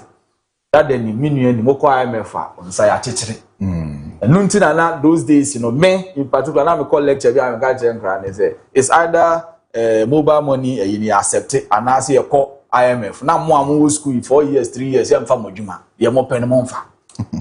Enti ye to task say Asante region 40 and me papa ya adwene me nua ya adwene say eseyen. Na wo hwe the center no any link roads na ye mpe bibia for other than 4 no. If you say yen so you contribute pa. Me dem anu si na nanka na na ba for koto hwe. Na hwe resources ni ade na e wo dia nka ye nte ye ho. Nye federation anka niema yinya na Asante region dey develop ikro by nkroma ye fast so most of the resources ni nyina comes from Asante Western and Ahafo but scanning in development ye dey koye Accra wano ene woni guso a wo hwe fache Daybreak dwumedie so e wo fache TV na mame fanto onim se me madwafo ena esi nkonya e wa hanoma yedi nkomo na kama ama bibia etimi akoye Mr Prince Okoko Afriye e wo menchen e wa hanoma oye president of Social Studies Association in Ghana sanso so ena Mr Kingsford Owusu Ansa ono so e financial consultant e wo kromo hanoma ono so wa hanoma ena mesanso ne Mr Kojo Asante the birthday man e so e wo menchen e wa hanoma yedi nkomo no ama bibia etimi akoye na mepese Kojo Wusu bepe Mr Julius and the video no edi ato ama me na etimi di nkomo e wo ho na ECG fo nkomo no so wa ha anopei nra me na anopei no wedi nkomo no kakra edi afa ho se nyama na ekoso no dumso na ekoso no enye boapayo na emom no enyeme bi omo edi egu akwemu a omo hwe na omatoto nyama ama sebi yen kanye na yedundundundum no a ese ya manfo nyama ewo kromo ha no ni nyina no etimi akoyie pa edi amaye nti otinemu edi ka se 2500 transformers ni nyina aye ready a ono etimi edi eba with the mirror video no embrace ya na yemfa nkomo no ento aso mfimfiro in 2500 distribution transformers to relieve the overloaded ones we currently have, and we are replacing hundreds of damaged transformers. Those that have already been damaged and have been removed from the network, we need to replace them.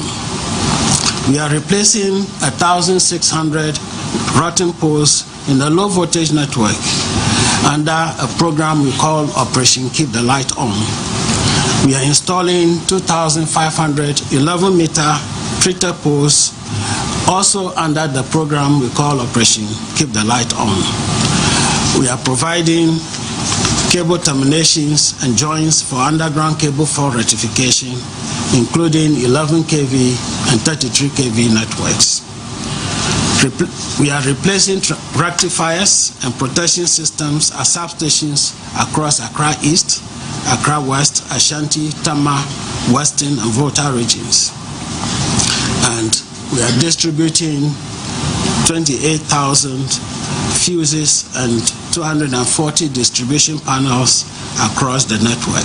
And yes, it should always be about press. Enti we nkomo Mr Julius etimi edi ya odisuya me question about akopɛ obunim say problem we wo hɔ a matna wa from infipete pain mobile konya so matna wa na mudundum nkania no edi egu yura jonjomani mahama enimu ase meanwhile nkomo ya wudi so nka de kama 2500 transformers 1600 poles electric cables ahodo a wode ba nkeye but I think say ECG omo problem na nkasa a communication. Mr. Kojo Santa, I mentioned as a do you think that this step no be boa? Ama nyama we akoyi di ama ECG because nkomo na papa ni na emu ode. And me bana mi ni edi nkomo. Eva ye wa bontia me ti amo bona na mse na papa nti when did he actually recognize this problem in the system? And as ECG, why do you wait till there? Because this is what you're doing. I think the problem with the ECG has been the same problem with almost every facet of the country. Lack of planning. Okay. So, lack of planning. Because, Omayano said, you're independent, yeah, built above 6 million. Since you are in the Ashanti region, 5 million. How many houses have been added? Ashanti region, Kumasi expanded, I expanded. Now we share the electricity production and in the distribution. Have we really planned to meet these needs? You can say, industrialized country. President Mahama by our 24-hour economy. When you can't even power half of the day, how do you run 24-hour economy? Since you have a meeting, every evening you do. It imagines some will be do crime around here, and you may be doing where from the 24-hour economy then. Better than my. Power is critical to the development of every economy. So now, your vision, no, this is I don't know what we are doing because the American say, electrical energy, they just sustainable power nuclear. That is why Nkrumah foresaw this. And as far back as 1961, Nkrumah established the Ghana Atomic Energy Commission. Yeah. And started building a nuclear reactor at the Kwabenya. Tama etu Nkrumah no. Ombe fani na ko US. Currently, so depending on the friend say diesel plants, any other. The errors on those ones are so much to the sense that they can give you very stable. Yeah, that we go search into the kind of capacity any our idea producer no, and the way our country needs to expand no, and that they are not damn near sustainable. The most serious part is our distribution network. Here is the council last week here by we can say Greco your production, your more transmitting, and not the distribution network. Since here over ECG. The way I see expanding with our buildings near them, ECG can catch up. They can cope. And apart from the obsolete equipment now, the necessary investments also made by ECG. They don't do it. This is okay. Why do you wait to import 2,400 transformers at the go? 2,500 at the go. Why? Why would you do that? And this man is only speaking for Ashanti region. Is that also? And now the whole Ghana. The whole Ghana. Fine. But as a nation, you wait till you import 2,500 transformers. How did we get there? What about you replacing them from time to time? To make sure that we sustain the power.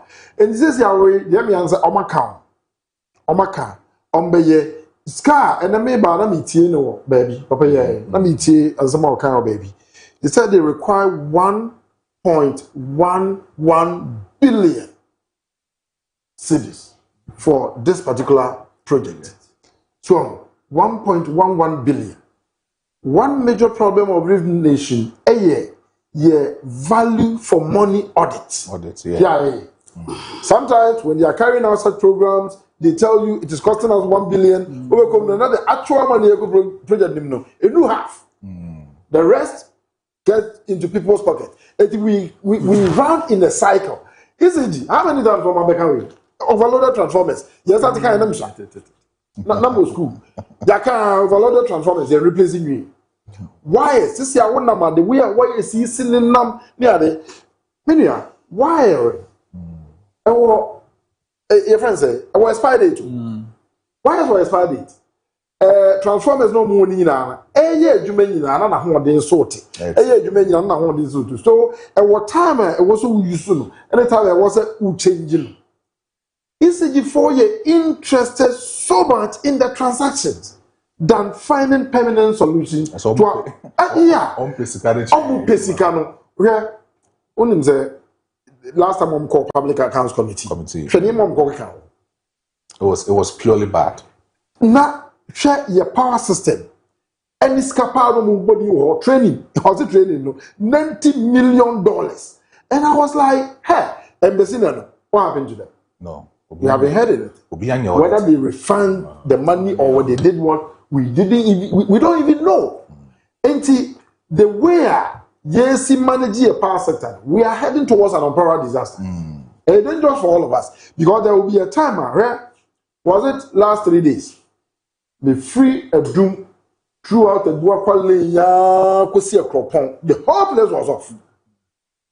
The whole place to the extent how as a country Utumima will power cut off in such a large area apart from the security concerns that day nami could be Daybreak to Nadia the kind of economic loss since I campus every minute shim also run away shim campus are not spread and you know what are we doing Maestro And President Mahama. Despite the numerous problems that we walk away a power system, despite everything, what should I go for the more time? Light nijina sokakra. Light nijina sokakra. Now you have this kind of doom sona yenya neno. Neni ho. It was our for breaker and this idea. The doom sona I don't want to believe it. Previous one na yenya near what real problem are accumulating. It's your toe no. Nemufia this President Mahama Yatageno, in fact, one of the major reasons are Olusu massively in the 2016 election. I'm appealing to the president. Say, Satag we know. One I said this we tag different so. Now, all share value for money audit. Now, what the necessary investment that was here electricity. Yeah. If you say, yes, NDC, baby, doom sono escalate. Tama now NPP just in 2024. In fact, you know who say power system the baby a drone. You be not doom so crack. You be go crisis. But after 1 year, I don't expect this. A country they be like we had neighbor. Let me read it. Comment there. One of my own colleagues on campus, APOC, just spending $8 million to train 11 staff of NPL in the US. Sounds way no. What's here? You how do you do this? $8 million. $8 million to train 11 staff of pensions. And the pension they be training band or pension. Yeah, that $8 million to train not better. And I'm not creating. It's can be a good band. I don't get it. I don't get the whole thing. President Mahama, this kind of project, dubious expenditure, sa kululu, some more mining costs, not where they need to do investment. You can't power. The road sector is very bad. Power system is very bad. Industrialization is lacking. Employment is a major security risk. It is a young for you can say baby. You person you seek said. Near the years are dubious projects we na conquer but at the end of the day, this democracy came and we are not progressing. Countries that don't practice democracy are growing. China, Malaysia, any of those people, they don't vote the way we do. President Mahama, politicians, the person say, we are just joking with this democracy if they continue with this. So now we are as a country, you have to one. It won't develop your mind. Who say, this is what we voted for, and it's good for us than the way we see it. Mr. Kingsford, I think the problem in ECG now quite transformers electric cables but I see illegal connections and power theft and so as a problem, most especially meter bypassing this and the it is going in ECG. Just ECG for overlook those problems, and more tackle only about transformers next and Ma papa no ko se o mo import. Ana o abeduru. Odu da bay. Abeduru. So yende. So the two in them say, yeah, fix it. See, as somebody diagro. Abedra, fix it. Don't tell us, fix it. Tomorrow you're so light now come on. You are go, ready to go. So Omo can't say in a day. Who can't just do? Who fix it in the end of the day? So see, solve the thing for us. Yeah, Kasau. We peer some way. I feel no day as a do then in a bad time. Or some be tea, a doom crowd every and train. I don't know you. Don't know you. Now we got to be obey fixing thing they don't do. There's a Uguswa way. Oh, yeah, me fixing Tina, they don't do it. Do Acha, Naoche, Acha, Nansa, baby. And the way, and yet, Kumasin Kwao. Almost the whole country. The whole the whole country. Across the whole country. And you don't do. I think said the problem, Pano, among country. Yeah. The exact problem they cause with Ebano, among country. So, yes. You see, last year, they said transformers no. That was better. No, Juma. No, Juma. This year will be a do half bear mantinino. Then shut down. And you do that. It's a same problem, man. So that one can man exactly near echo solo. Omo country. Because I feel they are not telling us. That is the main problem of ECG. But that's one person can't and wants some reaction. Because you are politicizing your politics. Ghana did the so far. You can't know because of war power and tea. O can a bayer say, oh, good animals in tea. I was so jack. Meanwhile, the could go. You couldn't want a mean change. But they couldn't. Because in Komoya Woody, may kind readers now reported as of May 13, 2025. Now in Komoya, Ghana aims to reduce 2.5 billion debt. I mean, $2.5 million billion debt owed to power producers by the end of the year. That was last year. It went to be into $2.5 billion debt dollars. So I think that is the major problem with ECG. And one city do a day. Once in a 2 years, a woman ADA at this time. Cancel cost. They told us say you one city, no power off. You 24/7. Now 24 economy room near Quedim. Since ye, someone's in the Etiano. Here to put on the area. Little be a one city. Little be one city. Here, Kaya business in the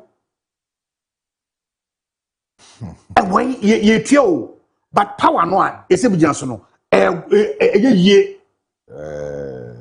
So exactly, but what that's one kind of day. Or come yet ye, man, so no can no.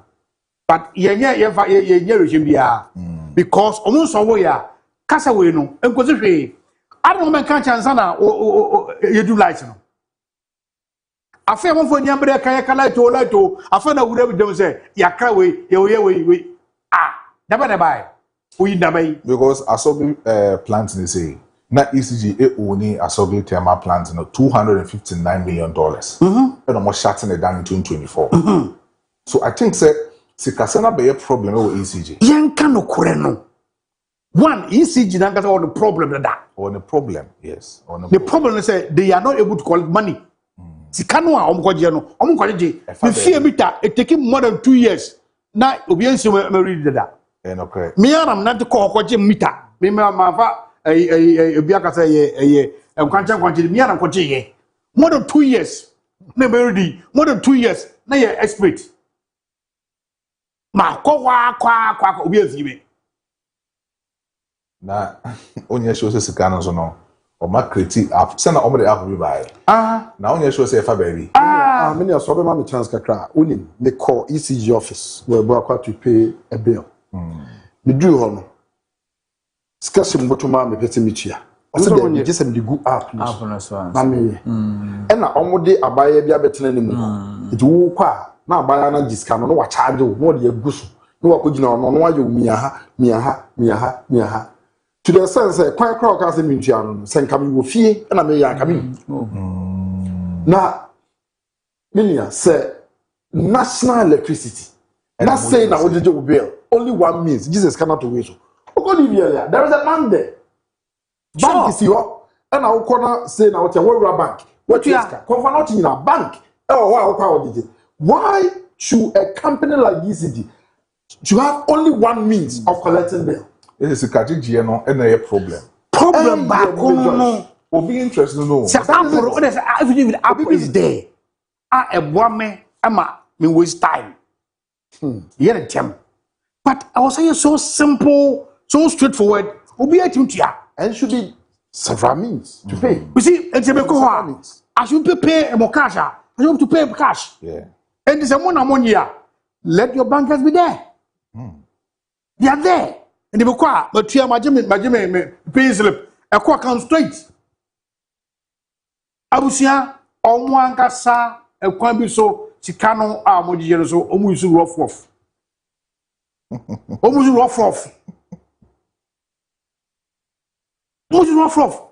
learn how many bank accounts going on more. Yes, I'm saying because but you have for bank fine. But I think it's the way on your man. Aye,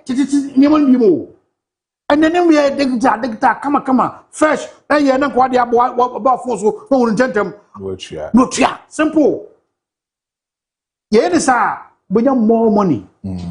But and I'm saying, you know, and I'm for a real firm. Much firm. Boko fie. Our condition for me tell you. A born I do now my direction.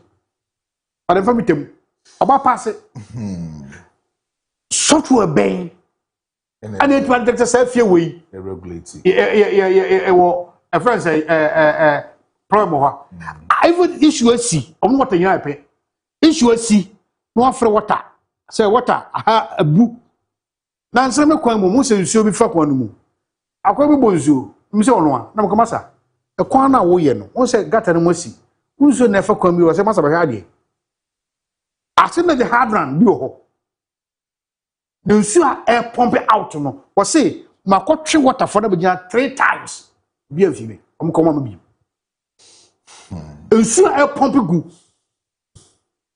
and for no akwa for mo be hwe 3 times Manfi. And though on oil bonzo de, but you bonzo also do so, but you don't know free. A hard one. Mr. Principal, Mr. Julius Apache, I see a fan channel. What's a maboto?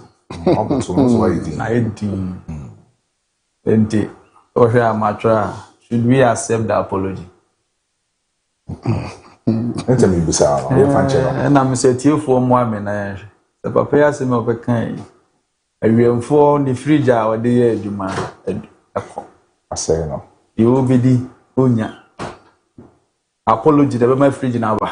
And then me tea be brave. Conform one day in Fidiaba. The beam so more Santas stretch. Voltage in our form as a machine back who current in pa. Jokot Nedge memoir. No. Obi free essence aha yeah see that catchment area you know muntu abe ono so akwa mo mfi no muntu abe so ono aba ho bebre so opeso otua ne bi onu obi afa ai se Ghana ha no ye de name di agro na ade a MY is a consumer protection bill I am passing my. Nanke started a prosecuting crop for come on for besity. They say fridge say, TV say, and I say, catch it away. And Rabem put never born. Into a fair fella. Me will crop on me to Kumasi. Me bamu di baby abamo say fix am if you are criminal. Mo say near. Now it's me prepaid and no crab. Minia ma ko wa adentia go speed ni enya ho bu nkrofo ana ayasimisa and they will be sir good enna senka ye ni abre a Any meaning committee is a go. On say young man can proud to election na power need national. Ya process bibiama. Se me bana minua Kojo na dia de ya ba so MPP ni o dia ba yi we ni o se bi fro kofa fufu. I spoke with some of my friends on so bob ho. Meet is a go because of politics in the SAM enye ni no go. Ni go use light free. Kuni site correct. We don't know be a po bi no dey ato aso because wa kwa mfama. Baby o mo twe light ni free na be 3 years ni be my. Bedi na nya sa problem. Many aka yenye face kasem generation transmission and distribution. We dem we last one. Is it because they intimi generating enough power? Because now we are using thermal. Ultimately we need oil as so green one. And many Kojo can say we have other means. When I was teaching at KSTS and Nana Kufa the BC structure be my me oha na means almost a train light and I'm say right the Ghana Kaban now with the solar a blue color here who say we are shifting exactly how many are there near are the dana because the whole name you microphone ska a you are bogu you Tikaba now all secondary schools and government institutions are using solar or universities. I think say baby and Koko who am tech. Yes. Tech will building be wrong entrance now on left. Yeah. So building no soon now is solar. Very good. The boy numerate and then no automatically. That is it. Yeah. Sana yeko say your mind ni abrea. Because nyame de wi ana che yekwa. Yeah. E pomframa yekra de emfa nya hwiubra. Ade ebeto ya nanan mu otomfo ni ade no mu edi bidie ni ade generative power nya bia. So the heater no nsu ma na yeshi. And that we bidie no ama na yeshi. Jade na niam bi o ha de efo no yenkofo ho na emmoa. Na hwe. We are papa kan 2500 generators capacity bay. Anymore. Also check rama 16 regions now average do benya 157. If it's a problem near generator said the number near cast on the oninia we ever solve the problem. 2500 century crans yen. It the same way no obi an say busrem cancer bi na o kan. Problem no. Mini cancer planning no de bia ntina me kan priority na way. Ye koyanim. Enti transformer e BBC capacity saint. In just transformer e BBC 1,000 households cry befa. Ye wi. Na no be call transformer kitu e bi na go. Abre possible ntin papa am ho na jatu. Because we near ye nyini. First no ro bi dem a bob fine TV me bo a. Na adwuma nsem nti obia e wa abra rice cooker microwaves, air condition, because when they are at ye, oh means in air condition. And to say, oh, DBB, ba, you think, oh, fat na household bob or near in oh, base, no, into your qua near samba. On so I say, transformers or my assay or my replace, then say, because voltage no for. So, into your srew, let us go through the other renewable energy sources now, but especially solar. Once and for her cowboy. Say to me, Bokana so my near year solar na once and for all. And now look at what is happening. Minyaka and the Ghana water. Most of us are here what to do beer to lose. Open pair, only be any like that. 20,000 L2 now, 20,000 what to you. And that is how we should go. It is very easy for no. Apology no dear. Waka by emfa enunti ne do mo si ho me social studies the man call director general ECG from engineer me nim hu nim de that is it wona nim nim de na de aba into wona so solve unskilled personnel that is it problem and you see yama politics no e di anim say election ye be lose nti o hwe de e ko na e senka table ba timetable ba me hu say baby ade ko e die say low shedding said the benti wo ha wa conscientize on say oh that say me off into menya menema 1 2 3 mo awe de oh foi the brave is a jack crowd I thought on Kofufia now the apology and Minia the tell say 1 minute on that good thank you. Currently your modern electrical system designs Europe they are now shifting from copper to fiber. So that's it. It's now you can have a small generation but your ability to upgrade it, Bebana, very high. And that's what Europe, US are all going. That is where the investment dynamic wants them. We need to invest and change the nature of the way we generate power. I guess I agree need. Okay. Me wo birthdays ahodo bebre na no am pese me wo hye edema iti fo ne ahefo a omoso ehwe e wo bibia omo hwe e wo fache Daybreak jubedie so na first one no eyem yankasa me lecturer otemenche e wa happy birthday to Kojo Asante lecturer at Houston and a regular contributor to Fache TV Daybreak morning show. And from production team ni na no yema Mr. Kojo Asante lecturer ono chade e wo Houston University Kumase Hanum Yamano happy birthday it's lecture that's no and then